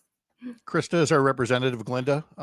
You can concur with those remarks. You talk to people who it's about the budget cuts for some people, but it's about taking care of each other for other people. I think that for most people, they are tired of politics. They are tired of the rhetoric. They just want to live their lives. And that's why they're worried about the cost of goods and services, because that is real for them. And the whole democracy thing seems very tied up with politics. But the truth is, all of that political stuff is what makes prices higher, is what makes it harder to find a job, is what makes it more challenging to get an education. So it is important to engage in whatever way you can. And it's delightful to see things like this happening where people don't have to be hardcore. They can be creative and fun, but still acknowledge, hey, this isn't what we have, what we want to see for the future of our country. Well, especially when you consider that people look at others who protest and think, oh, they're just always angry about something, and that anger is the fuel for protests and demonstrations. And that's not necessarily so. That these are friends and neighbors who still have a sense of humor about things, but want to, express a particular point of view. And this isn't the only example of that. There's also the example in was it Superior? Where was it, Superior or Wausau? Gosh, I lost track now. For Congressman Tom Tiffany's office, where they tend to turn the lawn sprinklers at the office building for Tom Tiffany's office just coincidentally seem to come on when there are protesters outside of Tiffany's office. And so one day they showed up in when the sprinklers came on, they took off their top layer, and there they were in swimsuits and flippers and snorkels and things like that, and turned it into a beach party, because you got to have a sense of humor about these things. Yeah, they played beach music, had umbrellas, and they were ready, and they were dancing around. Mm-hmm. Yeah. Art and joy and music will save us. Trust me, lean into it. Yeah. Along with compassion and empathy. We were reminded many times in the past few days that somebody referred to empathy as like some kind of a new age made up term. And I think that really didn't set well with people who are looking at the reactions of the past few days since the Charlie Kirk assassination and saying, actually, it's right that we have empathy for one another. And that includes being against political violence, even against somebody that you didn't agree with. There's a lot that could be learned if empathy was a bit more of a quality of the people who are in power right now. And it's right that we talk about it. I think a lot of us are feeling very afraid to say anything because we're afraid to say the wrong things. But the truth is, we have to have these conversations, and they have to be from the heart, and we have to listen to each other, or we will not come to a place where there is a shared understanding. That's right. Yeah, Sonia, go ahead. Well, I was going to say, it's that word. I remember putting that, I think, on last year's sheet on the Meet the Teacher Day. What do you want just to make sure Emory, learns this year or whatever? And one of those things that I put on there was empathy, and to look out for others and think about other people, and I hope that's what they're kind of relaying in school also. Hope they do as well. Yeah, it's in shorter supply than it needs to be in this country these days. That's for sure. Let's take a look at sports here at 7:18. You had the Brewers playing the St. Louis Cardinals over the weekend, and they did clinch a place in the playoffs. So there will be postseason baseball for the Brewers, but there's still plenty to play for, because if they're currently, best record in baseball, the top two records get a bye in the first round. And as we know, the Brewers have not done well in the first round of the playoffs. So if they could skip that wild card series and get right to the divisional series, that would be a good thing. So the magic number still stands at 8 to clinch the Central Division, but the Brewers are in the playoffs. They fell short yesterday, 3-2 against the Cardinals, but they did win on Friday and Saturday. But as for yesterday, a couple of solo home runs by Caleb Durbin and Danny Jansen were all that they could muster. The Brewers are off today, and they will be hosting the Los Angeles Angels coming up on Tuesday. Coverage begins tomorrow at 6:05 on several Civic Media stations. Head over to the website to learn more. Of course, the Packers were off yesterday because they'd won on Thursday. Their next game is next Sunday, September 21st at noon at Cleveland. And the Badgers were, they were walloped by Alabama 38-14. And they will next open the Big Ten season this coming Saturday, hosting Maryland. You'll hear that on several Civic Media stations as well. I'm Pat Kreitlow. This is the Civic Media Radio Network.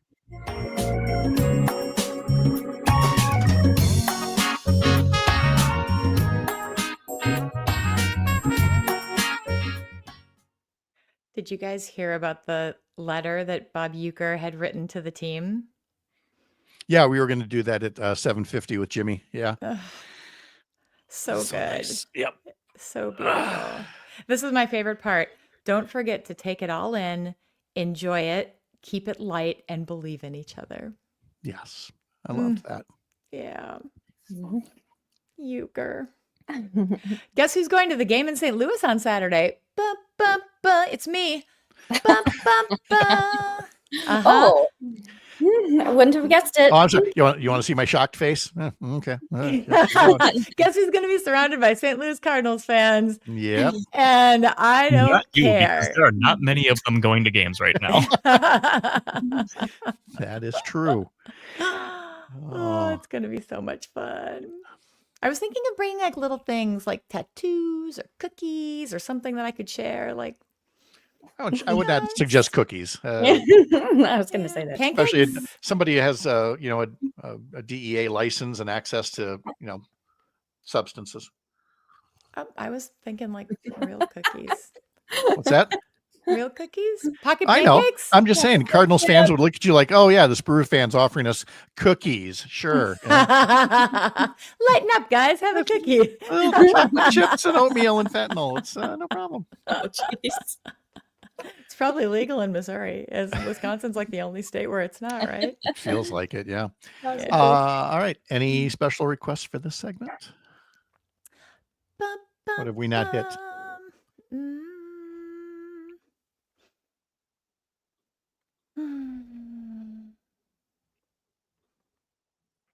There's going to be a lot of us staring at each other here, isn't it? Okay.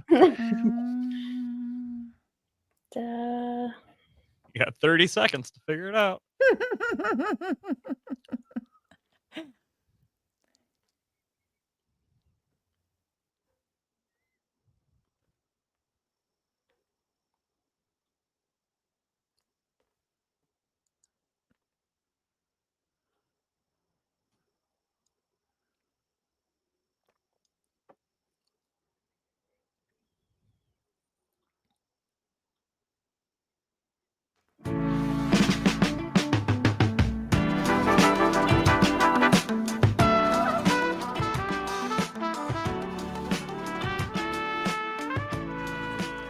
Welcome back. Just about 7:23 right now. And again, you can keep up to date on what Up North News is doing by signing up for our newsletters, upnorthnewswi.com. Click subscribe up in the top banner. In this morning's edition, a story about how the Wisconsin Beef Council, in partnership with Gather Wisconsin, is excited to announce the Prime Rib Trail, a statewide guide to restaurants serving up perfectly prepared prime rib. I saw that. I shared that to my friends. Well, there you go. Official carnivore of the show, Selena Heller, will tell us more. That's true. I had prime rib over the weekend. Well, you could do that with fish fries. People have certainly done it with cheese and wine and breweries. And so, yeah, all of it makes perfect sense. Why wouldn't you have that? So, yes, that is what I say. It goes throughout the state. There's, in every kind of region. So a stop. There are plenty more stops to be had, but it mentions a few. I will definitely on a Friday, I'll be thinking, okay, it's Friday, it's fish fry. Where do I want to go for fish fry? And a lot of places they'll have a fish fry on that day, and then they'll have a prime rib special on Saturday. Thursday and Saturday is prime rib or day. Thursday and Saturday, yeah, as well. And I have to admit that off the top of my head, there's not a place where I'd be like, oh yeah, because I don't think that I'm going out for prime rib tonight. I'm out for dinner and I see it on the menu and I either do or don't want it that particular night. But maybe other people use a little bit more forethought in their prime rib. Kristen, is that a dining priority for you? I am not at all a prime rib person, so I cannot speak to that. But I can speak to the Supper Club book that I know you have spoken with the author, and I Yes. cannot think of his name off the top of my head. But we actually have that book, and we will choose a supper club based on that, and then we'll bring it and show it to them and have them like write a little note in it. And it's adorable because so many of these supper clubs are, they're family owned and they're proud of it. And it creates a conversation and it becomes a really nice, fun experience. And if you go to Plover, and I cannot think of the name of the supper club in Plover, but I will, you can actually buy a little cone that looks like a hazard cone in the road, and a little orange cone. And you pay for like $4 for it. And you put it on your table so people know that you are a supper club enthusiast. So they'll stop by your table and have a conversation with you about supper clubs that you've gone to. It's so cute. So it's kind of in the same vein as the prime rib thing. It's something to bring people together and have an experience and have a conversation. Ron Fayola. Yes, does all the supper club books. Yes. Yes. And it's been a while since I've talked to him, and he was working on like a 4th edition or something like that. So we really should find out the latest on that. Oh yeah. Because these things change all the time. Go ahead, Selena. I have a plug for a prime rib buffet Ooh, at okay. Castle Hill Supper Club in Maryland, kind of back home in my neck of the woods. Mhm. And it is coming up because they have special ones throughout the year. Like one is during Cranberry Festival for those people going to Warren's and staying around the area, and deer hunting time. Prime rib buffet. What? That's amazing. Mm-hmm. I'm in. I'm sold. Me too. It's around my birthday, so I couple it with my birthday, and it's the Warren's Cranberry Festival one. So, Which, by the way, is coming up September 26, 27, 28. all of those days, sure. Yeah, I mean, if you are, if you're, a lot of people driving the interstate and they're, just what is that? Just north of Black River Fall or just north of Toma, between Black River and Tona, and in the middle of nowhere, suddenly traffic is stopped, and you realize it's all the traffic on I-94 getting set to get off in Warren's to take part in this massive festival in this teeny tiny town. And by the way, the same thing happens a little further to the north up in Stone Lake for their Cranberry Festival as well. Yeah. I don't know. I have an important I go every year update. to Warren's. I have an important update on the coffee and donut claim that I made earlier. Okay. I did text Kraig, and he said now he needs to stop at Quick Trip to get a donut. See, like just the mention of it just sets him off. I love that he just leans right into it. Just doesn't fight the stereotype. He's like, oh, no. I eat only healthy foods. No. My favorite thing is Altoona Police Department. One of their therapy dogs is named Donut. They actually do a fundraiser in Green Bay that's called Cop on a Rooftop, and it's at Dunkin' Donuts. Oh, yes. And they put a cop on top of Dunkin' Donuts rooftop, and they raise a bunch of money for some charity. It's cute. Yes. Oh, that's awesome. Stone Lake Cranberry Festival, by the way, is the following weekend, October 4th. Just the one day only, Saturday, October 4th up there in Stone Lake. So we're getting to that season now where we don't have there are no more county fairs. County fair season is done. And now we're just getting into that fall festival where you either have like the perfect weather or oh my God, is it winter already? With the sleet coming sideways, and hopefully it's the first and not the second.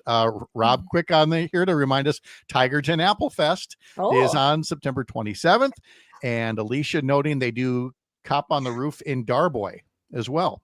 A lot of towns here in Eau Claire too, just right up down the road. Yep. And Tony reminding us, who doesn't lean into donuts? Exactly. I'm getting hungry myself. I was going to say at the fall festival was one of the food trucks was their specialty was flavored mini donuts. So you get a basket of like 8 different mini donuts. Each one is made up with different types of frosting, your apple cinnamon and your sprinkles and your butterscotch candies and things like that. So how am I doing for Build a Better Breakfast Month, Parker? Oh, you're doing awesome, Pat. That sounds great. Hey, it did not say build a healthy breakfast month. It said build a better breakfast month. And it didn't say how it's supposed to be better. Right. That's a great point. You got to define better. And better so tasting. as somebody who built a better breakfast this morning with just apple crisp, I am not gonna, rain on anybody's parade if donuts is the way you want to go. Catch the Dr. Kristen Lyerly show again this weekend. Head over to Civic Media or wherever you get your podcasts and subscribe. Selena Heller continues to have all kinds of coverage through us at upnorthnewswi.com and on socials. Kristen and Selena, thank you very much. Have a great start to the week. Right back at you, brother. All right. Thanks so much for helping us kick things off as always. And when we come back, we're going to talk to Robert Kraig from Citizen Action about climate issues and more right after this on the Civic Media Radio Network.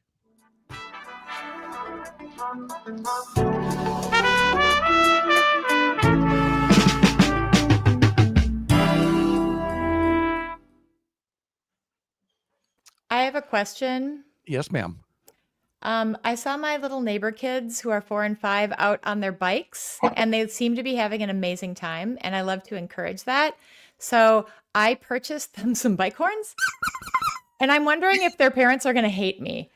Thoughts? Oh, no, not for those. Listen to that. That's cute. That's totally fine. It's not like you're buying them a drum set for use indoors, I'm sure that's I think coming. it's great. You probably if it was one of those big do old it a lot. Auga ones, that would be another matter, But no. Emery, would you like that on your bike? Oh, yeah. All We right. just got things to put on wheels that light up. So that's Oh, I got those too. See, Enough back to in the share, so I Depression, can when have some I of grew mine up, too. back in the Depression, we just had playing cards and clothespins, and then you'd have the playing card making your spokes making a sound. Oh, And yeah, we really had that. So, all right, you kids, get off my lawn. I'll see you later. Goodbye. Bye. Bye, guys. And yeah, it's StreamYard. It's whatever slide I've got this slide up right now, and I'll bring it back to us, and then later it'll work. But there have been multiple times here where you go to bring up the other one and suddenly the full screen button isn't there. It's so weird. All right. Well, thanks, StreamYard. I needed a hiccup like that to start my day. I mean, it's StreamYard. That's just, they like to keep you on your toes. Yeah. I see Robert had tried to log in. Here he comes again. And there he is now. All right. Robert, good morning. How are you? I can't hear you, though. Don't hear you. Yep. So head over to that little cogwheel settings thing and make sure you choose the right microphone for the moment here. It'll be the little settings wheel, and then go down to audio, and there'll be a mic selection and a speaker selection. And if you're having any issues, put them in the chat here, or we'll see if we can't talk you through them. Okay, is that there we go? There you are. Yes. Good morning. How are you? Good. Okay, Good. camera and audio issues, but fortunately I was in early, so we're set. Okay. Sounds good. I'd say good under the circumstances. Yes, exactly. That's kind of evergreen ever since last January 20th. All right. Let's see. So we've got the climate march coming up, and what other issues do you want to make sure we hit this morning? We can talk about upcoming legislative session and its relation to the elections. Okay. Healthcare being a big piece of that. All right. Climate also being a big piece of that. $20 minimum wage. That's something we're supporting. Okay. All right. And then when you've got, I'm sure you were asked about this a bunch in 2018 as well, when you've got so many multiple candidates for governor, like Kelda getting in the race today, and there are more to come, and you guys get asked about that you're basically issues based rather than candidate based. Okay. And we will try to endorse a candidate based on the issues. Mm-hmm. And I've talked to all four of the candidates, I guess, that I think will be either announced or be announcing. Because some soft announcements too. Yes, right. Announcing, but I've not announced. Yep. Okay. All right. Let's see. Is there I'm just looking to see if there's a specific page for the climate march that's coming up. I have one, but it's for our internal sign-up page. Okay, no worries. Then we'll just put the general Or address. I'm saying it's not the general one. So Okay. I guess it would work if you want me to put it in the chat, because people could use ours to sign up. We're back in 30 seconds. Okay. Is there a message thing here? Yeah, there's a one that says chat or private chat, and you can click on that and type something to me. All right, 15 seconds, and we'll get going here. Tuck you back in the waiting room, and here we go.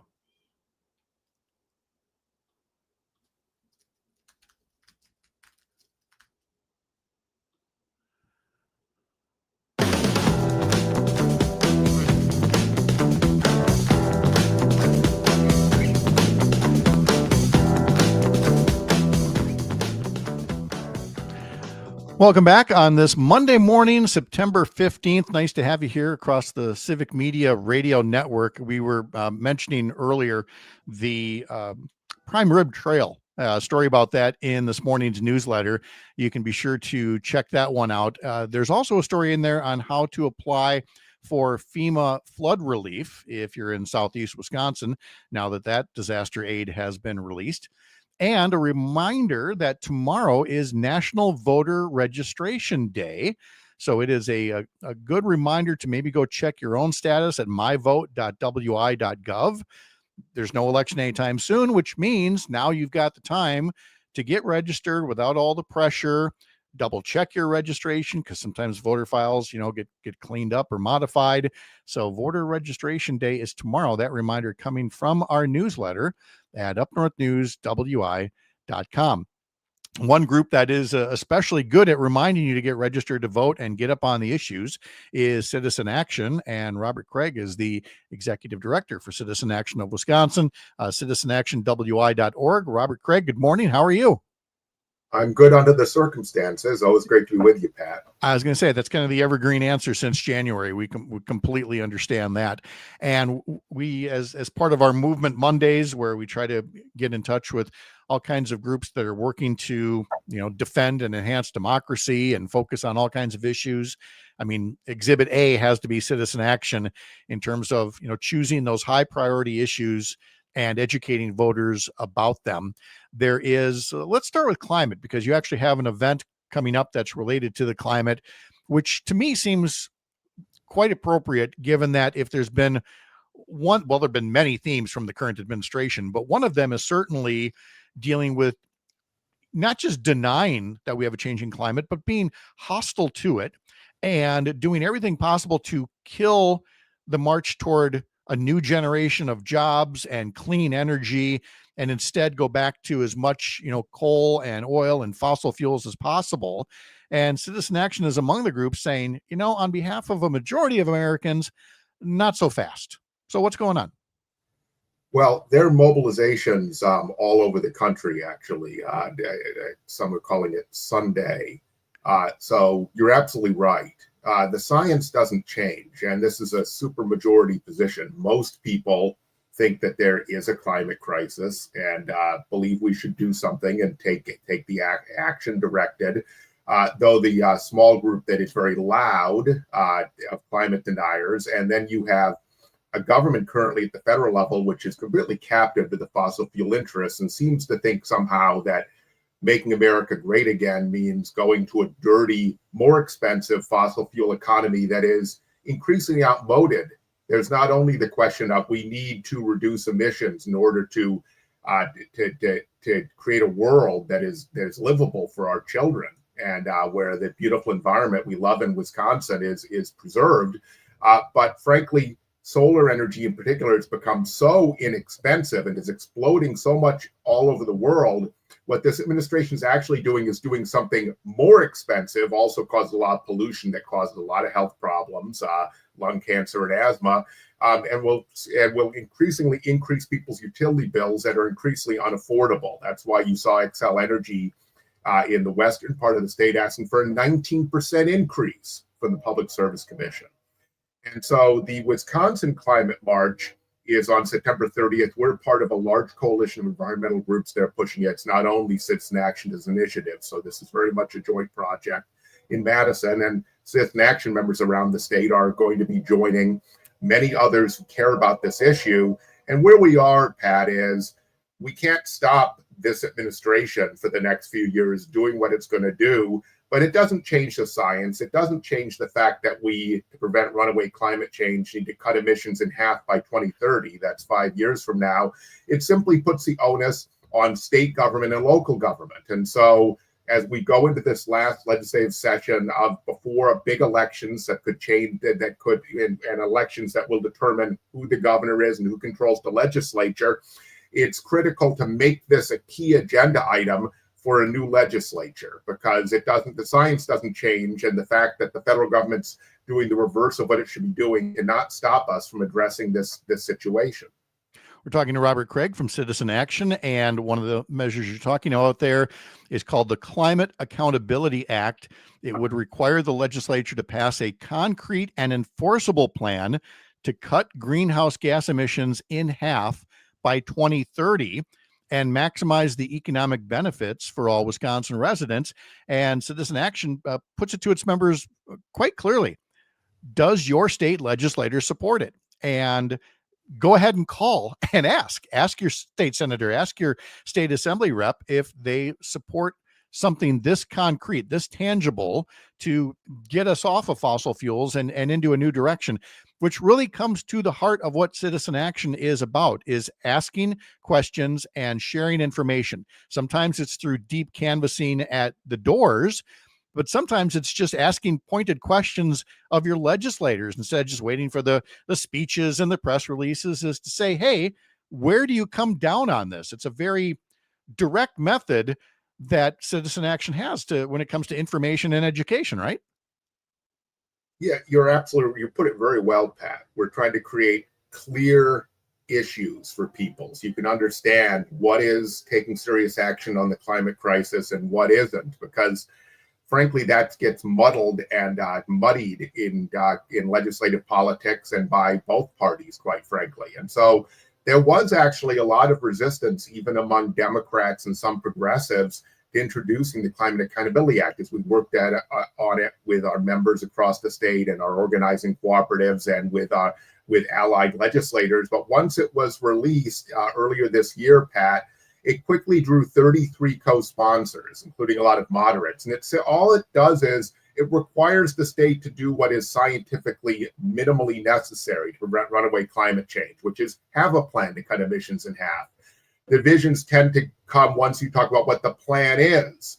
And what we wanted to do is get out of that and say, look, if we agree we have to achieve the outcome, then we have to get serious in a legislative session. And so this says, by the end of the next legislative session, there will be an accountable, enforceable plan, and the legislature has to figure it out, and a governor has to figure it out.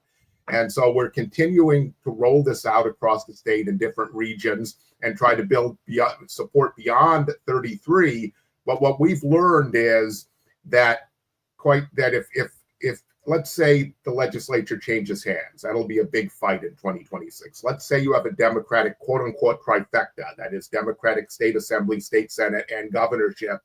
It's our experience, and that this is what happened when the 2 years Democrats had full control in the 21st century, a decade and a half ago. If the agenda isn't already set, the legislature won't actually reach agreement, even if it's a Democratic legislature. So this is trying to set a bold agenda that will actually address our major problems, climate crisis being one of the major ones. But of course, there are others, like our funding and education, like the healthcare crisis. Or like the one I was going to bring up next, the Hospital Accountability Act, because again, hospital monopolies can actually threaten a community's health. And so once again, Citizen Action has a Hospital Accountability Act, and asking, does your state legislator support that? What is it that people should know about hospital monopolies and the way that they impact Wisconsin healthcare? Well, we need to understand that, speaking of the science, the research is overwhelming that the primary driving reason for healthcare inflation, which is, healthcare is so unaffordable, people, that most people over half of people with insurance are skipping care. They have insurance, but they don't think they can afford the co-pays, deductibles, and all the surprise medical bills, because you never know what the bill is going to be after any significant medical interaction. And that makes them sicker, and they don't get the care, preventive care they need. Wisconsin in the 1980s deregulated the hospitals. The hospital association, their trade association, said the market will take care of it. We used to regulate how much they can charge, just like utilities. Energy utilities have to get their rates approved. Often we think the government commission, the PSC, approves rate increases they shouldn't, but at least there's an approval process. Not true with hospitals. And then the other thing is that they used to be able to have to get approval to build new expensive things, new hospitals, new facilities, to make sure that it was actually needed and wouldn't increase prices. We got rid of both those regulations. They've consolidated and become even bigger and bigger monopolies, and they've dramatically increased prices so much that in Wisconsin, we have the highest hospital cost in the Midwest and the 5th highest in the country. And they're more than triple what is charged to Medicare, which is a sufficient rate in our wonderful Medicare system. And so we've been working with Senator Jeff Smith, a good friend of yours from the western part of the state, Eau Claire, and a lot of the rural areas south and west of Eau Claire, and hope to introduce that this fall. But it would restore regulation of what the price is, and it would also restore state approval to build expensive new facilities. And it would therefore approve them if you're building facilities in underserved areas, like rural areas that have a lack of hospitals, lack of birthing centers, et cetera, and urban areas like in Central City, Milwaukee. And you would not be able to build duplicative stuff just to get more market share and make more profit, and then raise all of our prices. So we hope to be introducing that soon. We hope that there'll be, just like with the Climate Accountability Act, a lot of support for that. By the way, by doing that, you could also free up a lot of money to put into the Medicaid system, Pat, that would actually help mitigate the horrible cuts that are coming down the road because of Donald Trump's big, ugly bill. And also there's one about utility costs, and a note that says that legislators should consider a 2% income cap on utilities. In other words, no one should be paying more than 2% of their income for utilities. Ask your state legislators if they support that as well. And that too, in a way, comes back to, again, market control, monopolies. Are you working for the shareholders, or are you working for your customers? Again, a common theme from Citizen Action. Yeah, I was just talking about the hospital monopolies. Utility monopolies, they have a legalized monopoly. They're the only ones that can provide power within a service region. And they've used it to block renewable energy people can control, like rooftop solar, unless you have the money to get a loan yourself. And that's middle and upper middle class people who think to do it and figure it out. And energy conservation measures that would reduce the amount of energy we use. We have a vast amount of energy conservation we could do with commercial and residential buildings that hasn't been done. We're just wasting energy because utilities make profit, Pat, by selling more of it and building huge, large plants, especially fossil fuel plants, that they can securitize. That's through Wall Street. I know that it's a financial arrangement in order to make a massive capital investment and profit over a 40-year period. They're building far more of this capacity, which is expensive and raises all our rates than we need. It also hurts the climate, and it causes pollution that harms people. And so this changes the incentives, and this is being drafted as well. It says that you are going to pay more if people are paying far too high a rate for the utilities. And 2% is a reasonable amount that people can afford at any income level. Middle, upper middle class people pay around that now. Low income people pay much more, 15, 20%, and they can't afford that. Then they can't pay rent. So and there's so many more options that we didn't even get into. There's the Badger Care public option. There's a $20 minimum wage. All that and more Citizen Action will be working on in the fall legislative session. So, Robert, I hope you just come back and we can talk about more of that in the future. Robert Kraig from Citizen Action of Wisconsin. Thank you, sir. Good to talk to you as always. Great. Always a pleasure, Pat. You're a real pro. Always great to talk to you. Thank you. Appreciate it very much. JoCasta Zamarripa, candidate for Wisconsin Secretary of State, is coming up in our 8 o'clock hour. I'm Pat Kreitlow, and this is the Civic Media Radio Network.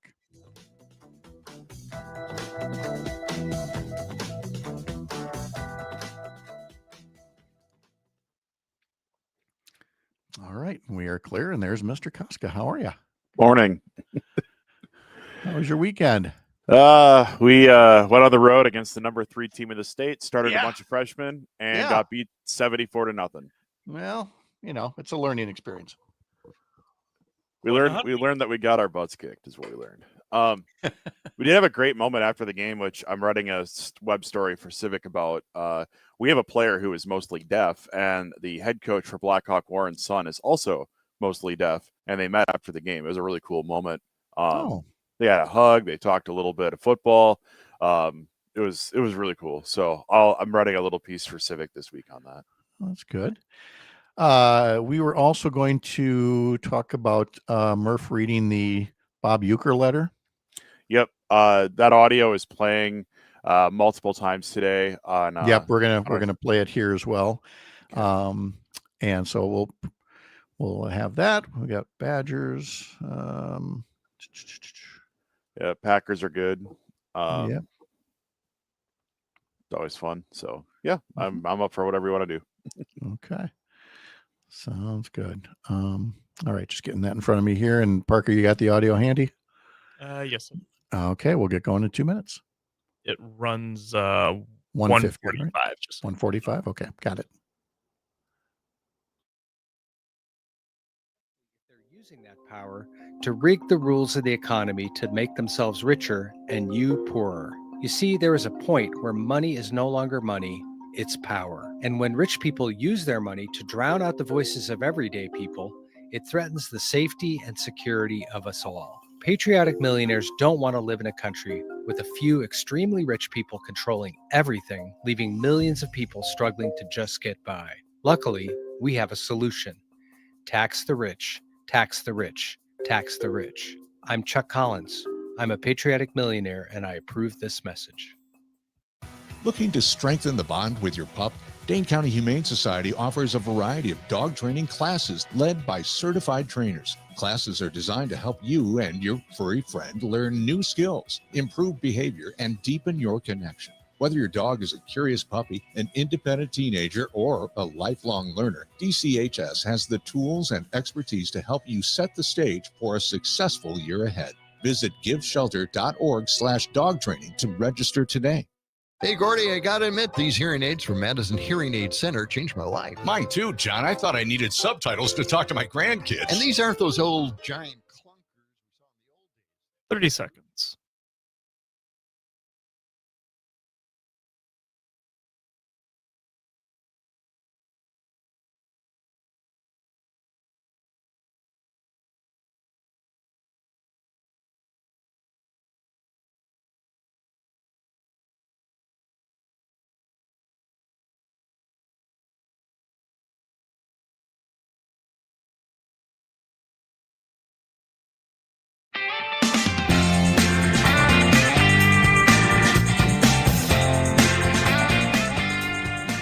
$7:52 the time here now, live from Chippewa Falls and Madison Studio A2, where Parker Olson is producing this fine little shindig, and Boscobel, Wisconsin as well, where Jimmy Kuska joins us to talk about the weekend in sports, which it was nice that the Packers got that win in their back pockets on Thursday night because it freed up a gorgeous Sunday to get some stuff done, unless you were a Bears fan and you had to watch your team. How many points were scored on the Bears by lines? 52 points, I believe. I think they just scored again, actually, Pat. I just looked over. So, no fun. Jimmy, how are you doing? I'm doing great. What's great about September is that even if I have a day where I'm like, I don't know what I'm going to get done today. I don't know what to look forward to.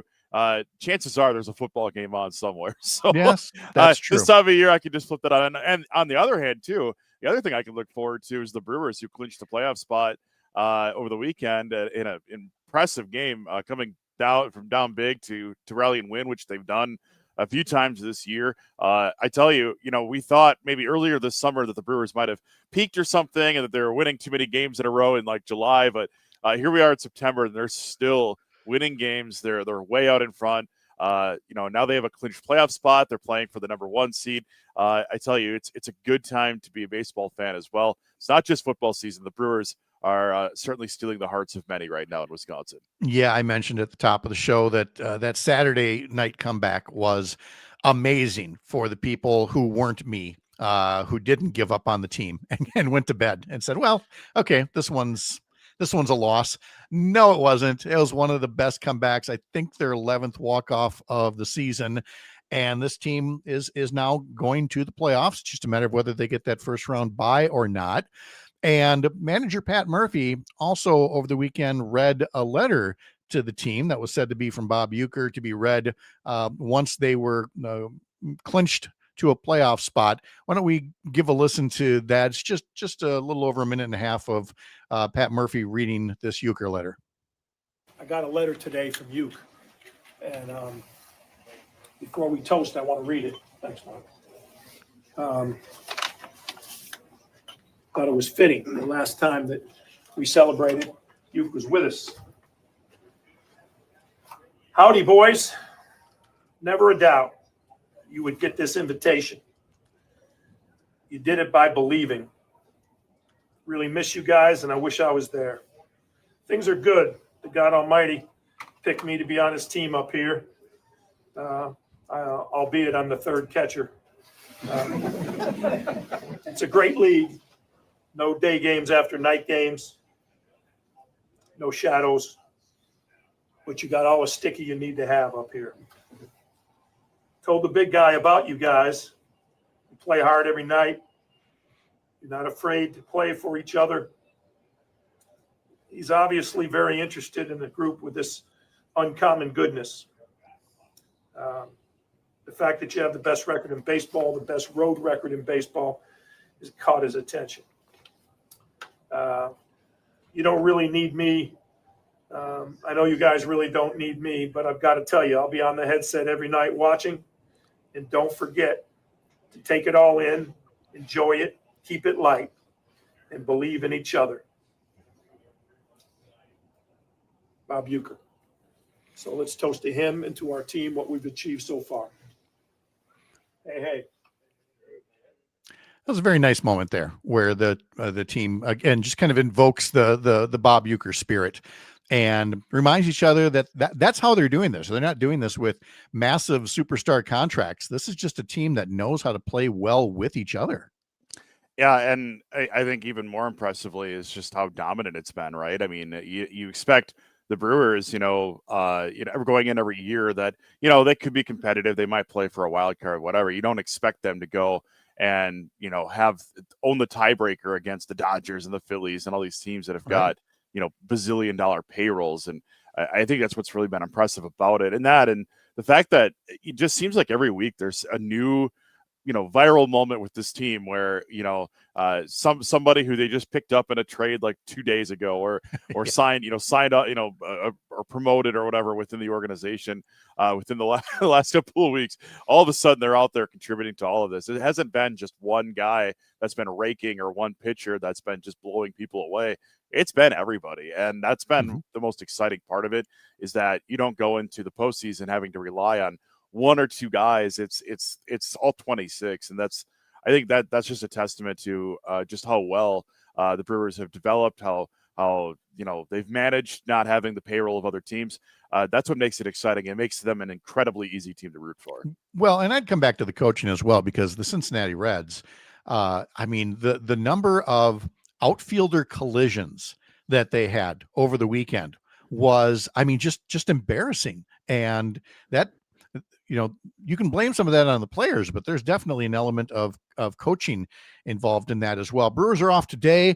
They continue the homestand tomorrow against the Los Angeles Angels. Coverage begins tomorrow at 6:05 on several Civic Media stations. The Badgers played Alabama over the weekend. Well, the Badgers were in Alabama. They were on the field. They weren't the only team in red having a tough weekend from the state of Wisconsin. But, yeah. Still 38-14, and it really wasn't that close. You have Danny O'Neill subbing for injured starting quarterback Billy Edwards, who did go 11 of 17, 117 yards. He had a 41-yard touchdown pass to Jaden Ballard. There was Vinny Anthony, who returned a kickoff, 95 yards for a score. Now the Badgers open the Big Ten part of their schedule next Saturday, hosting Maryland. You'll be able to hear that game on several Civic Media stations. But Parker's already made a bold guess on how many wins the Badger football team is going to rack up this year. Parker, what's that big old number? I see no more than like 3. 3. Not really going out on a limb, because as I tell people, just look at the October schedule and tell me where you think the Badgers are going to pull one off, because it's going to be a tough one. Well, there you go. It's coming from Civic Media Sports Director Jimmy Kuska. So Parker, you're in good company there. Jimmy, thank you so much. Have a great start to the week. We'll talk to you on Wednesday. Talk to you Wednesday, guys. All right. We've got a busy morning here. We had this morning's announcement of State Senator Kelda Roys running for Wisconsin governor. And we also have JoCasta Zamarripa from the Milwaukee Common Council running for Wisconsin Secretary of State. And we're going to be talking to her in the next hour, right after the news here on the Civic Media Radio Network.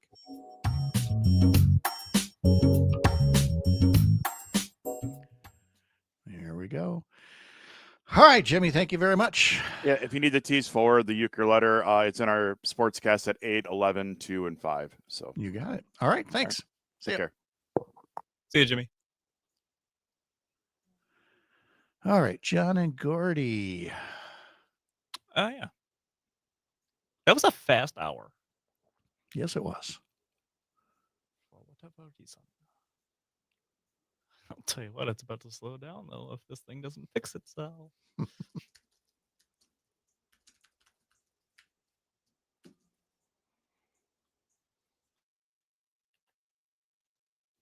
There was a memorial service for Charlie Kirk last night at the Kennedy Center. Vice President J.D. Vance substituting for Charlie Kirk today on Kirk's talk show, expected to start at noon on the streaming platform Rumble. Secretary of State Marco Rubio on a 2-day trip to Israel as the IDF intensifies its attacks on northern Gaza, flattening high-rise buildings, killing at least 13. Venezuela accusing the U.S. of illegally boarding one of its fishing boats in search of drugs, which were not found. This is ABC News. Download the Civic Media app in the Google Play or Apple App Store and take us everywhere. This is the Civic Media Radio Network.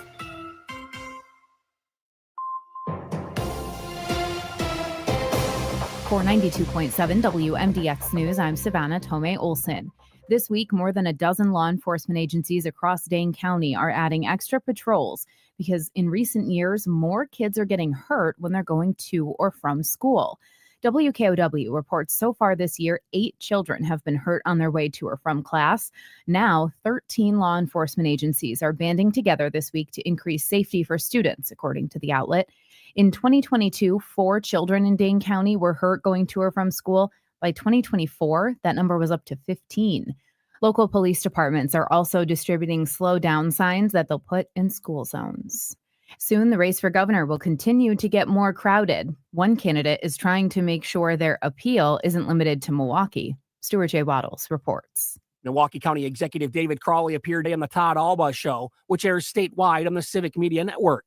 As he runs for governor, Crawley talks about his experiences outside the big city. I've been introduced to rural areas as a kid. My father taking me to La Crosse and taking me all over the state, whether we're going fishing or going duck hunting. While he's been running Milwaukee County recently, Crawley reminded people that he's got Madison experience and praised the current governor. No, Governor Evers, he has been a great leader. He has led with a steady, calm strength here in the state of Wisconsin, leading us through the pandemic, helping to protect our democracy and protect, quite frankly, our working families from a lot of harm. You know, I've spent 7 years in the state capitol, so I know how Madison works. And I've also gotten things done with a Republican-controlled legislature. Crawley got the endorsement of someone some thought he would have to run against, Milwaukee Mayor Cavalier Johnson. So far, Crawley, Lieutenant Governor Sarah Rodriguez, Washington County Executive Josh Schoeman, and businessman Bill Berrien have all announced runs for Wisconsin governor next year. That's Stuart J. Waddles, and I'm Savannah Tomei Olson, 92.7 WMDX News. The Packers back in action. Hi, I'm Mike Clemens with Sports. NFL, the Packers back at practice today, getting ready to head to Cleveland to face the Browns on Sunday. Baseball. It turns out that Bob Uecker, before he died, wrote a letter to the team that if the Brewers reached the playoffs, they could open and read it, which they did Saturday night in the clubhouse. I got a letter today from Ueck. Before we toast, I want to read it. Howdy, boys. Never a doubt you would get this invitation. You did it by believing. Really miss you guys, and I wish I was there. Things are good. The God Almighty picked me to be on his team up here, albeit I'm the third catcher. It's a great league. No day games after night games, no shadows. Told the big guy about you guys. Play hard every night. You're not afraid to play for each other. He's obviously very interested in the group with this uncommon goodness. Enjoy it, keep it light, and believe in each other. That's Pat Murphy with Sports on Mike Clemens. Local news, weather, and sports on air and streaming on the Civic Media app. This is the Civic Media Radio Network.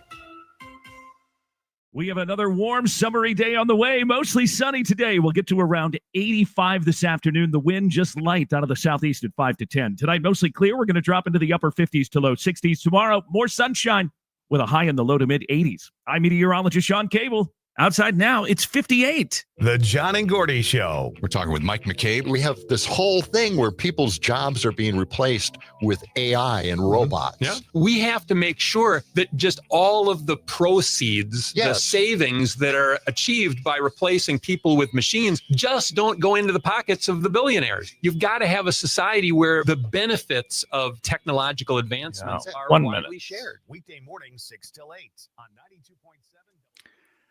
Hello, gentlemen. How are you? And boy, did we have fun. They're talking right now. I see that. Catherine's grilling them. Catherine. Catherine. She's been here for like a minute. She ran in here. She's a woman of action. Just hits the ground running. Tell her she's got 30 seconds. Yeah. Hello. Okay. Hello. You guys have 20 seconds now. Hello. All right. Here we go. Sorry. Should have prepared. It's okay.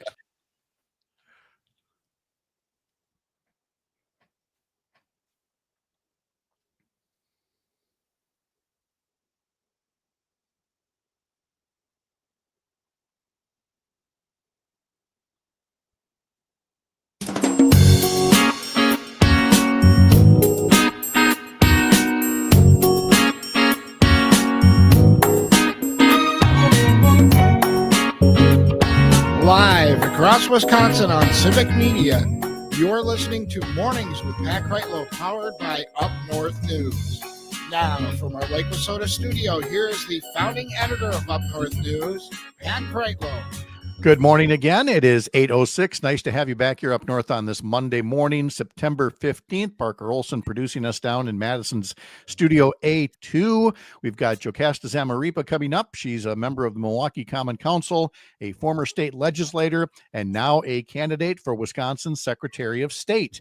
The announcement, or the visit, I should say, comes on the day of an announcement by State Senator Kelda Roys that she is getting into the governor's race. So she will be joining Lieutenant Governor Sarah Rodriguez and Milwaukee County Executive David Crowley on the Democratic side, all competing for the nomination in August of next year to run for Wisconsin governor. Okay, well, while we're in Madison, let's head down the hallway to Studio A1, where we find John and Gordy from our Madison station WMDX there. Emmy Award-winning John and Gordy, or at least, I mean, you don't know that they're not, because they were given Emmys to like so many different things I've never heard of before, that why wouldn't John and Gordy win an Emmy too for some channel that I've never watched before? Way to sell you guys. How are you? Well, Thanks, thank you. Pat. I agree. You know, we're waiting for that notice in the mail from the Emmys. One of these days we'll get it. Well, there's so we're many up, you know, places we're up for the best of Madison and Madison Magazine, just like Milwaukee Magazine. We're here in Madison. We're up for the best of Madison, and Best I have radio team. I have a feeling that we're going to win, Pat. I'm just gonna Well, don't jinx us. I'm gonna feel good about it now. Yeah, but can you keep feel good about it later? Can you keep your acceptance speech to 45 seconds or less? Yeah, though? right. I mean, That's right. That was the challenge last night on Yes. the Emmys. Yeah. That was an unusual little ploy, and it helped him make it through the program. Well, and I also think, it was a nice device or crutch, depending on your point of view, to have. Crutch, And let's face it, the Boys and Girls Club made well more than $100,000 by the time. I mean, you can't buy that kind of advertising and that kind of support that they got. Yeah, so it's a good idea. So it was a good move overall. Now, Sherry and I did watch it. We did get through many categories saying, never saw it, never heard of it, don't want to watch that. Oh, there's one I've heard of. And then, of course, that one didn't win. So I guess we're just uncultured slobs. I don't know. Did you The guys? thing that bothers me is that Apple TV has all these award-winning shows, and who has Apple TV anyway? You know? It's like all these others that, okay, you're going to pay this much for the Hulu, and this much for Apple TV, and this much for Netflix, Prime, and all of them. Prime. And I love that they're all talking about, well, let's make it easier let's bundle some of these so that you can just pay one bill. Yeah, it was called cable till you guys screwed that up.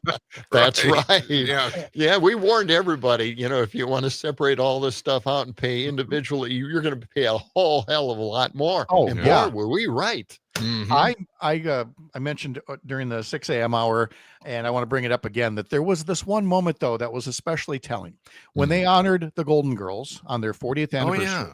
And there were some folks, Reba McEntire and others, who came out and sang the theme song, Thank You for Being a Friend by Andrew Gold. And you could see everybody in the crowd was mouthing the words because everybody knows the words. People were moving to the music. And I'll give Sherry credit for saying it first. She's like, see, that's what TV used to do. We all know the words to that because we all saw it, because we'd all come together and watch the same few programs. I defy you to come up with anything even close to that from nowadays, when people would go, oh yeah, I know that theme, or I know that show. It just doesn't, TV doesn't do that for us anymore. It fragments us as much as possible. Yes. Well, not only that, but they don't do those kind of little theme show songs at the beginning of shows anymore. Yeah. They just start the show, Yes, without. they do. There's those were really nice because it kind of set you up for what this show is about. Yes, exactly. Now, I mean, there's limited exceptions. Tony catches one on YouTube. Hey, Game of Thrones brought us all together. Yeah, kind of. But again, not everybody had HBO. Not everybody was watching it. And frankly, the theme, while compelling, was also really depressing. Dun-dun-dun-dun, dun-dun-dun-dun, dun-dun-dun. It's like, oh yeah, let's get happy and watch a dragon roast somebody. That's some good family viewing right there. Yeah, I think Penguin brought everybody together, though. Penguin? Where was Really? that on? I What? saw that. I'm like, who's got a show called Penguin now? Well, I don't know. I think that was on Max. The thing is, it's a very dark series. Well, yeah. No, it's not going to bring people together necessarily. And again, as somebody who grew up on the Adam West, Burt Ward version, the campy TV one, I didn't mind when the first couple Batman movies were a little bit darker. It's like, I know it's a crime series, it's a comic book thing, but I mean, now it's gone to this place where it's just unwatchable unless you really get into really dark stuff, and that's definitely not my cup of tea. But it was a really good series, though. Very, very odd and strange. And the villain in it won an Emmy last night. She did such a fantastic job. I can't recall her name, but she did such a great job. And to see her out on the stage, exuberant, even that shout, that yell that she gave for winning the award was just so much fun. I mean, she really, truly enjoys getting into the acting. Did she swear too? Because it felt like every other, again, the thing that made it tough to watch on a broadcast network was everybody felt the need to, drop a naughty word, and then there'd be that 7-second delay, and then you'd start to hear the show again. And I think maybe that makes them feel good, but it really, try to think of your audience, Well, we can't hear you. Well, see, I have a thing here on this show, and what we'd like to do is say the S word on this program. We'd like to say it more often. It's in almost every clip now. Everybody's talking about it. Everybody gets to say it on network news. And it's in these network clips that I'm trying to play on this show. I think, someday we'll get to that point, just like hell, just like damn made it. But do we have to? I mean, is it inevitable that we go? Pat, we have to. Pat, we have to. I'm sorry to break the news to you. I just worried that maybe that's a little too much exposure to Catherine down there. The station manager has maybe warped your view of language. Yeah, so maybe. Although I like I said before, nothing taught me to swear like TV and radio behind the scenes. Especially in the headset. There you go. Yeah, I learned words from my first TV director when I was operating the camera. And I mean, you wish it could be as family friendly as, damn it, Kreitlow, why are you doing that? It's like, no. No, it was far beyond that. It's almost a magical experience, really. I mean, we do swear off the air, but for some reason, when that microphone is open, we don't do it. I don't know. It's magic. You have. I mean, you have to. It's kind of Well, like you have it's like to, it's like working at the lumberyard and knowing not to put your hand in the saw. It's just it just comes. Just Okay, I like that. I like. That's a good analogy. comparison. Yeah. There you go. So I mentioned a couple times it was just a gorgeous weather weekend, and we hit the fall festival in downtown Eau Claire over the weekend. Were you guys at any particular events, or was it a good kind of housework yard work weekend? I was at a big event in Milwaukee. I went to see Ringo Starr. Oh, Yeah. Ringo Starr And his all-star band. And Yes. John actually purchased a Ringo Starr T-shirt for me. Oh, look at You that. can- A peace and if you're love watching with a on- peace symbol yeah, on there. Peace and And love. there's Peace Ringo and at Peace, the love. love, and bottom. Ringo. Oh, I like it. See, Yeah. isn't that incredible? It's That just is. wonderful. What a great experience. Thank you, seeing John. Ringo do all the songs that he actually sang with the Beatles. Yeah. Nice. Thank God they made him more. a singer in some of the songs, Did that T-shirt actually cost you $100? Because I feel like concert T-shirts are getting outrageous now. Well, it was $40. Wow, $40. really? You spent that much? So- This is Yeah. the first time he's ever given me anything in 40 years. Well, Gordy has given me things, but it's because he's just cleaning house. Yes. I gave you a banjo That's that I right. picked You up didn't for want 20. it anymore. That's why you gave it to me. I picked it up for $25 at a garage sale, and then Yeah. Wait, do Don't- one of you play a banjo? I used to play banjo. Yes. did. Yeah. Wow. yeah. Used to What was play it- what guitar. was This the was actually- the this was- inspiration Steve Martin or Kermit the Frog or somebody else? 5-string banjo, more like Steve Martin, maybe. This Okay. was actually a guitar banjo. But it's a It guitar looks exactly banjo. like a banjo. I mean, it plays like a banjo, looks like a But banjo, it's- but it's actually got 6 strings and tuned like a guitar. Like a guitar, yeah. Oh, So- interesting. Okay. It's weird. Did you either last night or at other things like the Oscars? Do you watch any of the red carpet coverage and look at the outfits and try I saw to? a little bit of that. My there was wife some- Ann loves watching that stuff. Oh yeah, some people really do. And I mean, if we happen to be a couple of minutes early to the broadcast, we'll put on a little bit of it. And I just remember turning to Sherry and going, I can't pull that off. As Walter Goggins came in, is it White Lotus that he's on, or one of the other shirts? But he's got the slicked back hair. some And weird, he had, thing. he was dressed in white slacks, white shirt, white coat, and the shirt, of course, was open to the navel, and he had the gold chains on. I mean, it was as 70s as it gets. And I Yeah. thought that's a bold move in 2025, but he could pull it off. There was Jenna Ortega, who was basically she Yes. raided her grandma's jewelry box, Right. and instead of wearing an actual top, she was Yep. just wearing in chains all of these like brooches and Mhm. other jewels and things. I know. in- I in- kept in I place kept of a shirt. waiting for some strange movement of some sort, an Yeah. accident. Yeah, you wouldn't want to start a dance contest with her in No. that. And the strange thing is, she plays a young girl, like a teenager. Yeah, in Wednesday the Addams, shows right. that she's Yeah. and to see her as an adult, I mean, she's Mm-hmm. in her 20s, early 20s. It's just strange. It almost seems wrong. The wrong. I Seems thought wrong was maybe what you're looking for there. Yeah. Yeah. But that's how, I know, people I know. play roles that are either much younger or much older than them. Remember the first time, what's it called? The Wilford Brimley challenge or whatever, when an actor is actually older than they were when Wilford Brimley portrayed the old guy in Cocoon, Yes. Yeah. Yes. Or you look at Carroll O'Connor when he played Archie Bunker. He was like 44 years old or something like that, or 40, 48, but not in his 60s, the way that you would Yeah. look. Yeah. And Mhm. that goes both ways with people like Friends. No group of people in their mid 30s is going to be living like that, but they're basically portraying people in their mid 20s. Yeah, that's right. Mhm. Yeah, that was a crazy show. Yeah. I love that. It kind of makes you wonder what they think of all of us when we're on TV. First off, they think that I'm like 6'5". Well, you're a TV anchor. You must be 6 feet tall. No, just this little guy sitting in the chair. And how many times you guys must get, oh, you don't look like you sound at all on the radio. That's We right. get that, yes. yeah, Well, occasionally, people yeah. use their imaginations. They enjoy imagining us as very attractive young men. Don't they? Don't We, they? we want to foster Sure that, they so we're do. turning the camera off right now on Johnny Yeah. Gordy to Sure. keep All it right. all alive. So Yeah.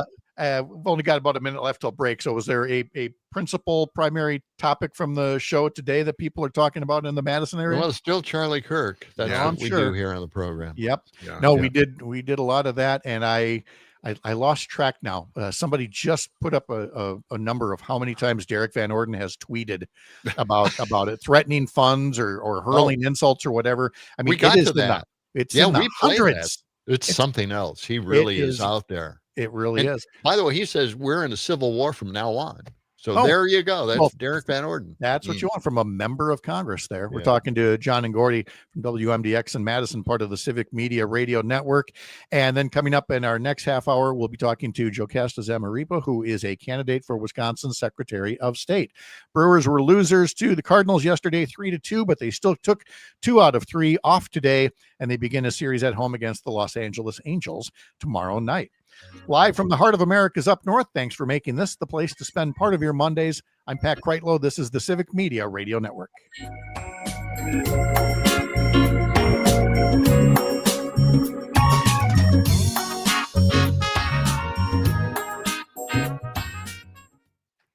There we go. Yeah, unless you want to go in a different way, I thought we might go slightly serious on the Charlie Kirk stuff. We and could. the discourse that's out there. But there was this incident over the last week, I believe it was. It with Anthony Rizzo. He's retired. He was out in the stands, and he had a John Peterson moment. I really intrigued. I don't know what we're talking. I saw the video. He was out there with Cindy Crawford and Eddie Vedder. One of the Cubs hit a home run. Oh yeah, in his direction. Rizzo, still in his Cubs jersey, reached up to catch the ball, but it bounced off his hand and into the row behind him. And he was out in left field there. They were swinging the seventh inning stretch. But we can get into I just thought, okay, well, that happened to you. That happened to me. Just finally, I almost had a chance at a foul ball. So. Forget it. Let's talk about. Let's talk about. No, I did Charlie get Kirk. I did get a foul ball once at a minor league game, at a Twins game. Mm-hmm. I once almost got the T-shirt shot from the T-shirt, the cannon gun or whatever. I love those things. That thing came down so fast and so hard, it actually hit the tips of my fingers, and I thought my fingers were going to come off. It just jammed them right in there, Yeah. Wow. I never tried one of those. So that's how powerful those T-shirt guns are. Well, that's how powerful gravity was when it was coming down. Oh, okay. it was at terminal velocity basically by the time it got here. So, all right. So we got Rizzo as well, and let's see what else we can find here. All right. Okay. There we go. 40 seconds and we'll be back. All right.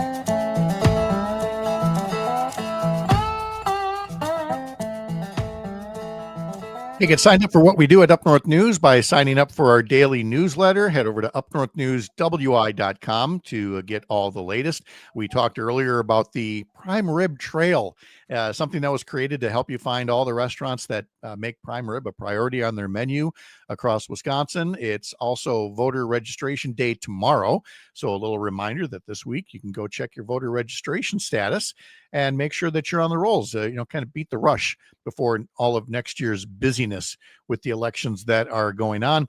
And a story in there on how to apply for FEMA flood relief. Again, head to upnorthnewswi.com for that. And in our weekend newsletter, we're talking to John and Gordy from WMDX in Madison.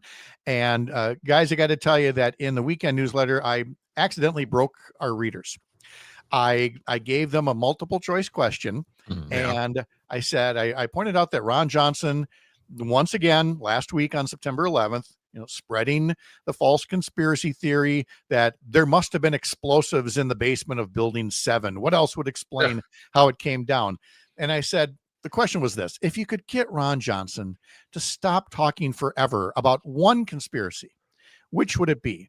Would it be 2016, where he claims that Ukraine was actually the one that was meddling in the election and not Russia? Or 2020, where he was very nearly a mule for the fake electors' ballots from Wisconsin? Or the World Trade Center conspiracy? Or the COVID conspiracy that there's some conspiracy that keeps us from knowing the truth about ivermectin? And I did not put in all of the above in there, and that was the I mean, the message was flooding, like, I can't pick one from this guy. You can't pick one. That's how he spends his time. It's unbelievable. Such a waste of time for a senator. I know. Well, here, I got a waste of time I found the number. The latest number of Derek Van Orden tweets related to the Charlie Kirk murder last week is around 550. Wow. 550 tweets. And most of those are reposts where he gets a post by somebody else, their reaction. He doesn't like their reaction. So he puts it up there and either says, we need to get this person fired, or we need to cut federal funding, or he calls them words that we can't say on the radio. This from a sitting member of Congress. I've not looked at that.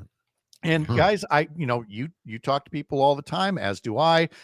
We talk to people who are, range from center left to center right. And in that middle part of the spectrum is nothing but a feeling like, look, violence is never the right answer. Retribution is never the right alternative. Let's look for peaceful ways to go forward. And then you got people like Derek Van Orden, Donald Trump, and others that I guess I'm not really going out on a limb to say that's not being helpful right now. No. And that most people you talk to would not fit in that category. Well, I have to admit, I was trolling the right in the last 2 days. I was just answering their crazy accusations, that Democrats are the murder party. Oh, yeah. And, I was responding to all of that. I was trying to at least sound, credible in some way, shape, or form without using profanities and without accusations, trying to get at the heart of their argument, which they have a hard time getting to without calling people names and calling, we're the murder party. Right. Well, this just gets to the whole notion of freedom of speech. And that was, as you know, from the Madison campus being right there, that's always a hotbed of, what is cancel culture versus maybe let's not invite somebody who's going to be delivering, a message of hate or what have you. But it sure seems like a case of, well, there's freedom of speech for Charlie Kirk, but not necessarily freedom of speech about Charlie Kirk. Guess that's different. Yeah. Yeah. We were talking with the former Madison Mayor Paul Soglin this morning on the air about just that thing about, we're polarized, but he believes firmly in the freedom of speech and that we should go ahead and be able to say these kind of things, both sides. But as I mentioned to him, there's also an echo chamber on the right where they don't get the blowback. They don't get the criticism, and they don't expect to get the criticism. And when they do, they call us names for doing it. Yeah, there's a lot of name calling, and look, I get that this is very upsetting for people who were his supporters or who agree with him, but the tone of the reactions has been, shall we say, indicative of the times that we live in. Well, let's end on a much lighter note. We talked about the Brewers winning 2 out of 3 from the Cardinals, but then thank goodness we've always got the Cubs. And you were mentioning Anthony Rizzo. When you don't have your baseball glove with you, your skills just aren't what they ought to be, right? Yeah, he was out in left field at Wrigley Field with Eddie Vedder and Cindy Crawford, and he was there to retire as a Cub, basically, for the weekend. Okay. And they were honoring him, and the ball came out to left field, and he almost caught it. It was in his hands. One hand. Just like John Peterson a couple of weeks ago. His hand, just like it happened to me when we went out to see the Brewers and the Cubs. wow, this is a replay, and I can be now compared to Anthony Rizzo. Yeah. That's amazing, you know? Yeah. Yeah, you're so much alike. Oh yeah, I would have drawn the comparisons to Rizzo from the Muppet Show before I would have gone with Anthony Rizzo, but I understand because I mean I have caught a foul ball, but I've also nearly had my fingers dislocated from the T-shirt gun, you know, shooting those things up, and then they come down and I didn't catch it quite right. It hit the top of the fingers, and I mean when they say they put on your little ticket or whatever that you have to take responsibility for anything that gets flung into the audience, they're not kidding. And that in Anthony Rizzo's case might include a little public humiliation. You never know what's going to come at you next. You can catch John and Gordy weekdays from 6 to 8 on our civic media station, Madison WMDX, guys. It's always fun. Thank you so much for kicking the week off. Pat. Thank you, Pat. Yeah, thank you. Have a great start to your week. When we come back, we're going to be talking to JoCasta Zamarripa. She's on the Milwaukee Common Council, a former state legislator, and now a candidate for Wisconsin Secretary of State. I'm Pat Kreitlow. This is the Civic Media Radio Network.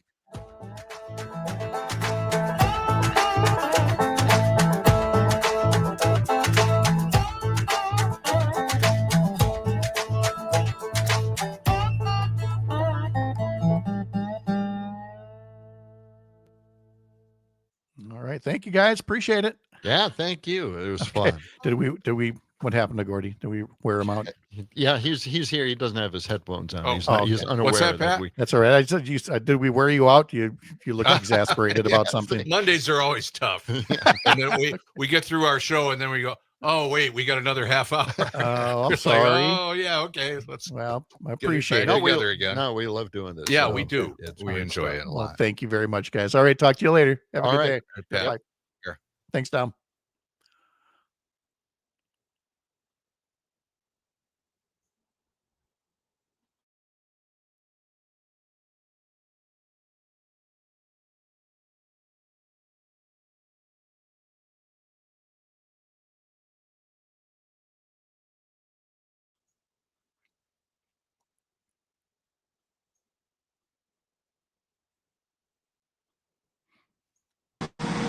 All right. Ooh, there's JoCasta now. How are you?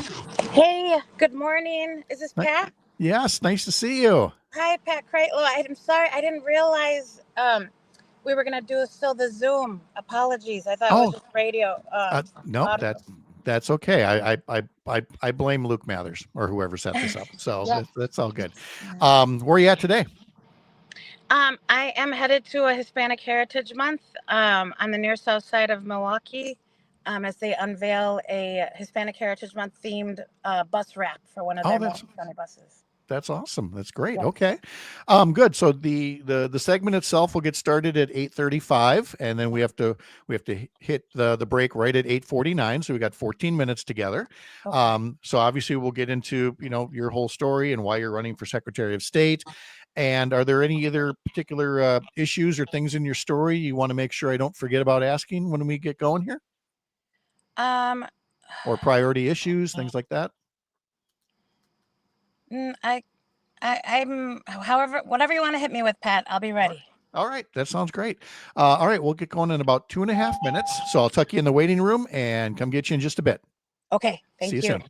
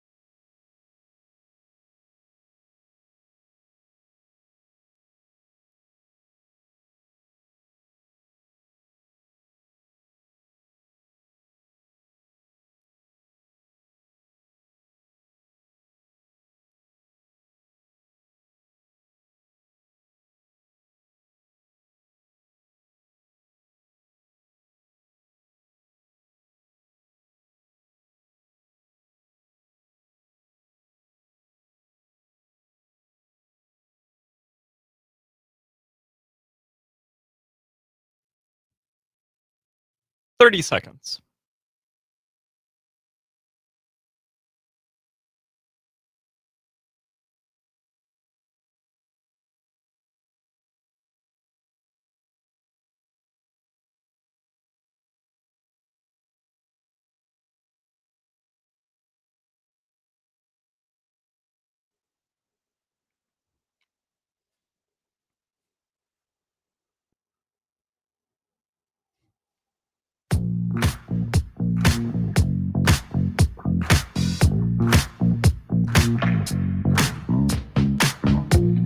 Nice to have you back on this Monday morning, September 15th, 8:35 is the time right now.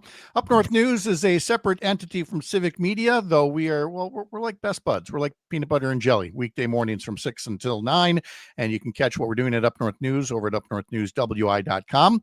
Up North News is part of Courier Newsroom, which has state-based outlets around the country, podcasts, newsletters. One I'd like to tell you about is done by Melissa Ryan. It's called Control Alt Right Delete, a weekly newsletter devoted to covering the rise of far-right extremism, white nationalism, disinformation, and online toxicity.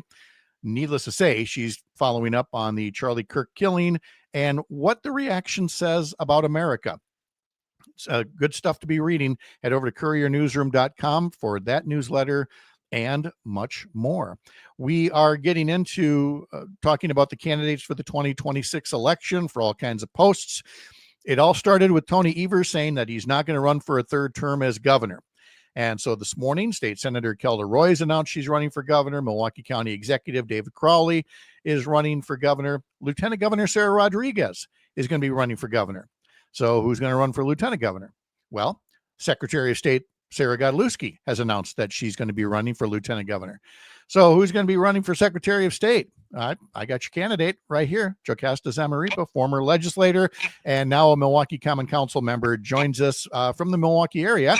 JoCasta, nice to see you again. How are you?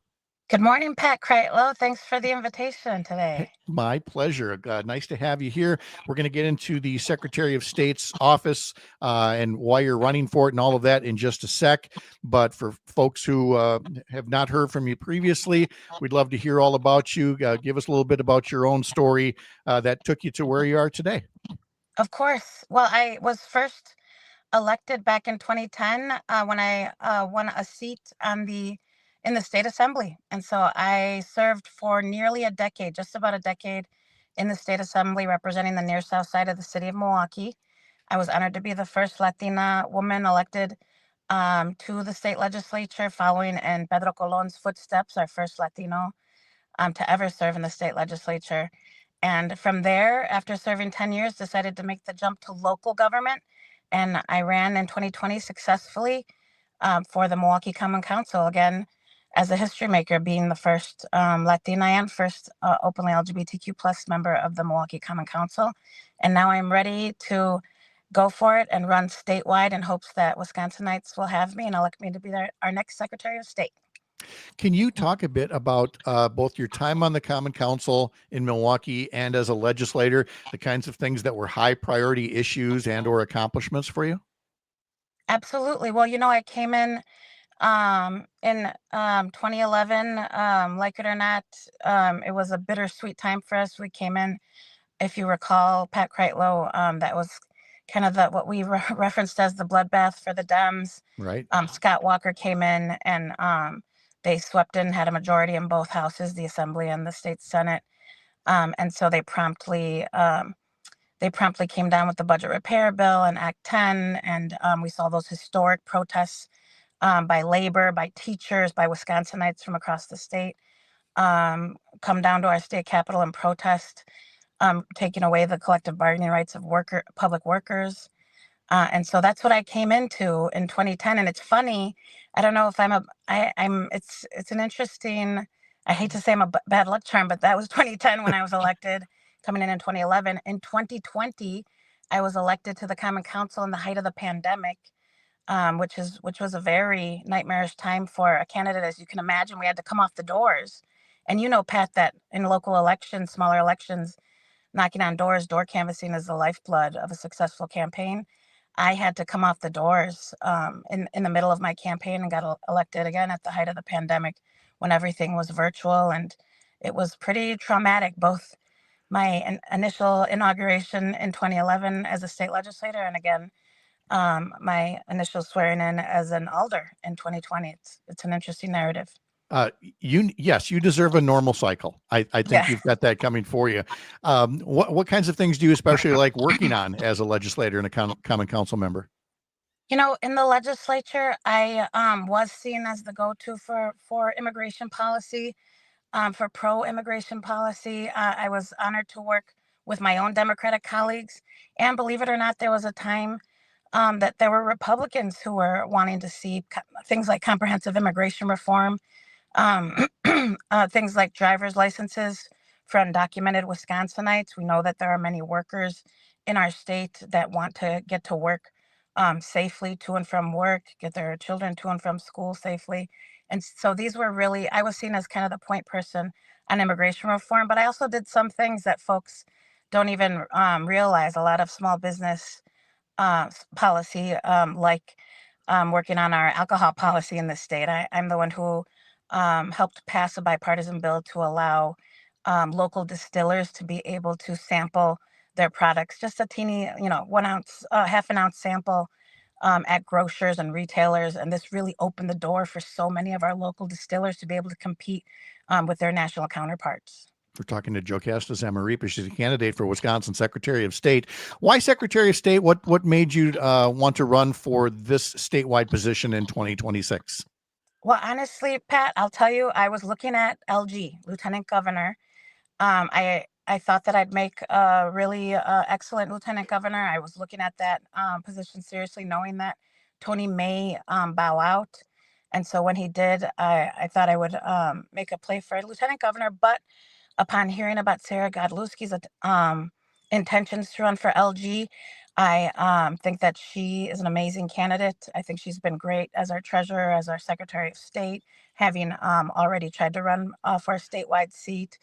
And so I decided to go ahead and re-examine. I thought, well, I would be honored to be her successor. She's done some great work as our Secretary of State, and I'd love to succeed both she and Doug LaFollette and continue to serve in this office as a Democrat. And we need that right now more than ever. Yes, and here's why. It's really, yes, there are duties that come with Secretary of State, and prior to that, Sarah Godlewski served as state treasurer. But there's just also a lot to be said for winning and holding the office. We know that Republicans in the legislature took away a lot of duties from both positions. We're talking about eliminating state treasurer. But when it gets to Secretary of State, while they have watered down the duties so much, they've indicated they are more than ready. If they were to win the governor's race and hold the legislature, they would turn that Secretary of State's office into, an election overseer that would be, let's just say, not exactly unbiased, correct? And so there's a lot of importance to holding that office so that, frankly, it can't be abused. Exactly, Pat. This is one of the reasons why more than a Secretary of State position, the Democrats have to retain this. We know what they've done already in this election denying nonsense. We know that there was some hullabaloo over Supreme Court Justice Protasiewicz's oath of office. The Secretary of State maintains the oaths of office. And so we need to make sure we have a Democrat that's not in that office that is not going to, have any shenanigans going on. We have to make sure to keep it out of Republican hands at every cost. Yeah, for folks who would say, well, wait a minute, we have the Wisconsin Elections Commission for that. Well, the whole reason we have a Wisconsin Elections Commission is that when Republicans took control of the legislature, they got rid of the Government Accountability Board, which was acting on a much higher level with retired judges who were fair arbiters. They created this Wisconsin Elections Commission, which is designed to have a 3-3 deadlock. They created something with 3 Republican members, 3 Democratic members. And so sometimes it works quite well, but sometimes there's deadlock, and there's nothing that says, like I said earlier, they couldn't then replace the Wisconsin Elections Commission with a single Republican Secretary of State and do goodness knows what to election administration. which you hear about firsthand, JoCasta, because it seems like every election cycle you get Milwaukee's numbers are coming in late. There must be something suspicious going on in Milwaukee, when the real story is nothing like that. Absolutely. And I've been, of course, as you can imagine, I'm an old war horse.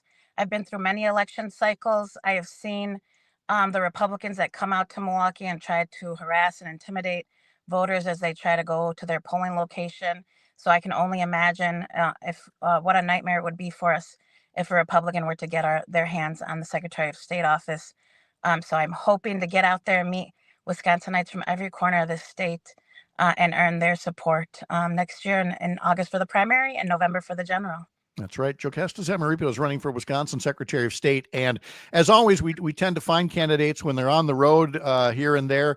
You're on the road, but you're in the hometown because you've got Hispanic Heritage Month kicking off. And we did explain earlier in the show why Hispanic Heritage Month begins on September 15th in the middle of the month. And it's because so many countries in Central America declared their independence on this day. Can you talk just a bit more about Hispanic Heritage Month and the importance of marking it as you're doing today? Yes. Yes, we are. Thank you, Pat, for that. We are kicking off this past weekend. We kicked off Hispanic Heritage Month. We know that I am Mexican American. Mexico celebrates its Independence Day. I believe it was yesterday. And so you'll see a lot of festivities going on. But as you said, it's Independence Day for many Latin American countries. And so it's important that we continue to celebrate our Latino community here in Wisconsin. We are the fastest growing population in the great state of Wisconsin. And so now more than ever, especially because so many Latino and immigrant families are under attack, in particular by the federal government under President Trump, it's really important that we lift up these folks. We want to make sure that Latinos are part of the fabric of the great state of Wisconsin, just like our German and Polish neighbors before us. We too are immigrants who came to this great state and want to add to its culture and value and economics. And so I'm eager to celebrate Hispanic Heritage Month with Latinos, with Wisconsinites across the board. Well, and also making sure that there isn't that you minimize the degree of intimidation, because we've seen that in Milwaukee too. We've seen billboards and other messages talking all about voter fraud and making people almost afraid to go vote. And so having you on the ballot and as an active candidate seems to me like that can play a real positive role in encouraging voter turnout and voter registration. Absolutely. And of course, I want to represent all Wisconsinites here in the great state of Wisconsin.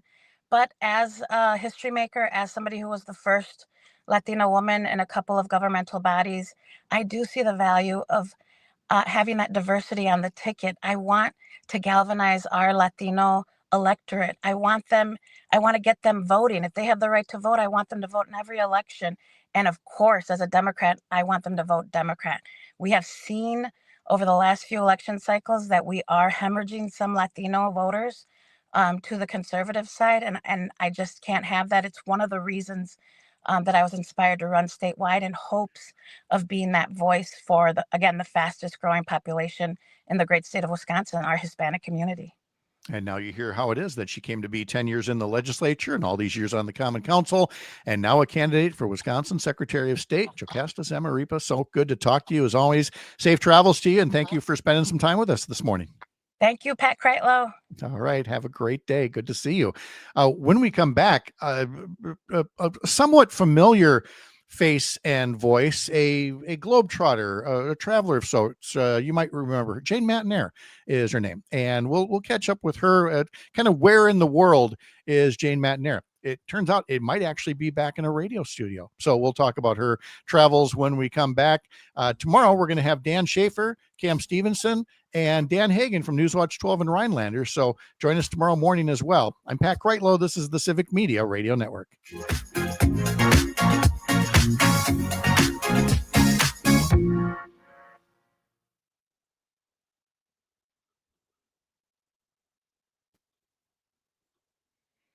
And with that, a weary traveler enters the room. How are you? I am good, Pat. How are you doing? Good. Welcome back. Thank you. So are you, you want to talk about where you all have been? Sure. Yeah, I'd love to. I'd love to. Were you? Let's see. I hate to start on a serious note here, but were you in Portugal at the time of the cable car crash? Oh yeah. We were not in Lisbon, but yeah, it was huge news over there. What a nightmare! What a tragedy! I know, because we'd walked right by that. I know exactly. Oh yeah, yeah. I thought of you right away. I was like, oh my. Yeah, goodness. no, we just passed Lisbon to go to Porto because we drove to Porto on Sunday. Yep. But yeah, what a tragedy. And it was interesting too, just in talking to some of the locals about it. They're all like, can we not point fingers right away and find the person we want to hang for this? Yeah. Because that's global. I don't know where that ding is coming from. I have muted everything. Are you here? Is it coming through on your side?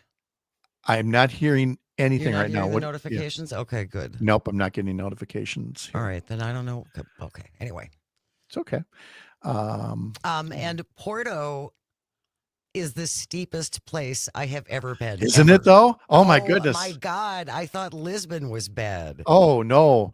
And I fell in love with fell in love with Porto for a lot of reasons, but I loved the hills. I actually did. It's really quite something. Yeah. And Paul and I were laughing.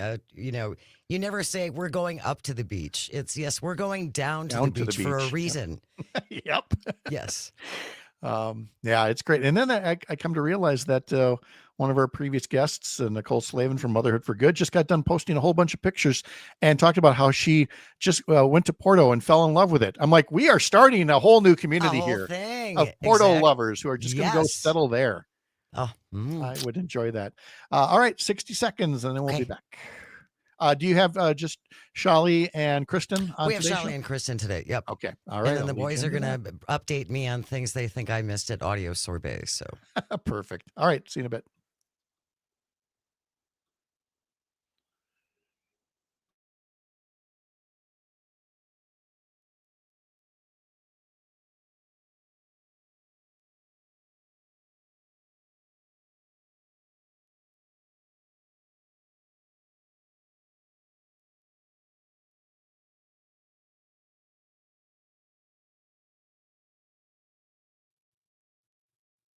"20 seconds."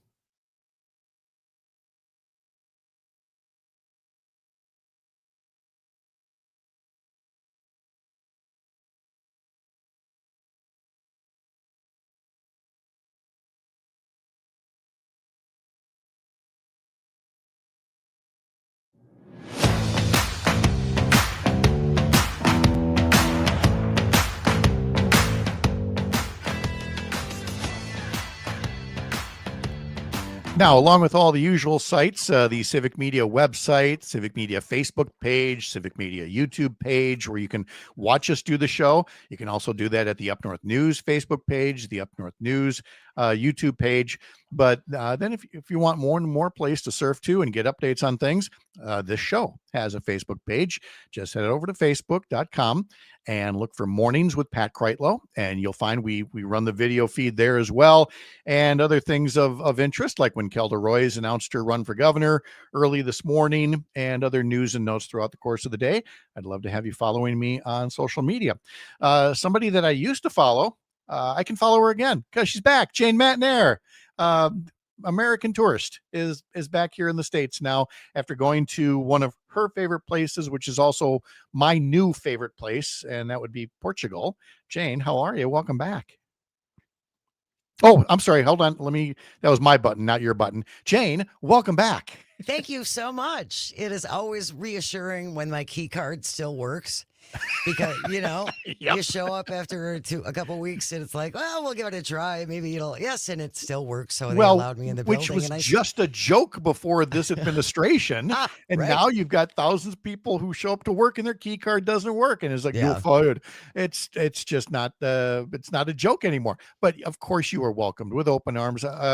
I know you haven't been back that long, but could you go ahead and give Greg Bach a grade right now if you had the report card for filling in for you for these past couple of weeks? I would give him an A. Without he's a there doubt. listening. Okay, I'm sorry. You can tell me the real grade later.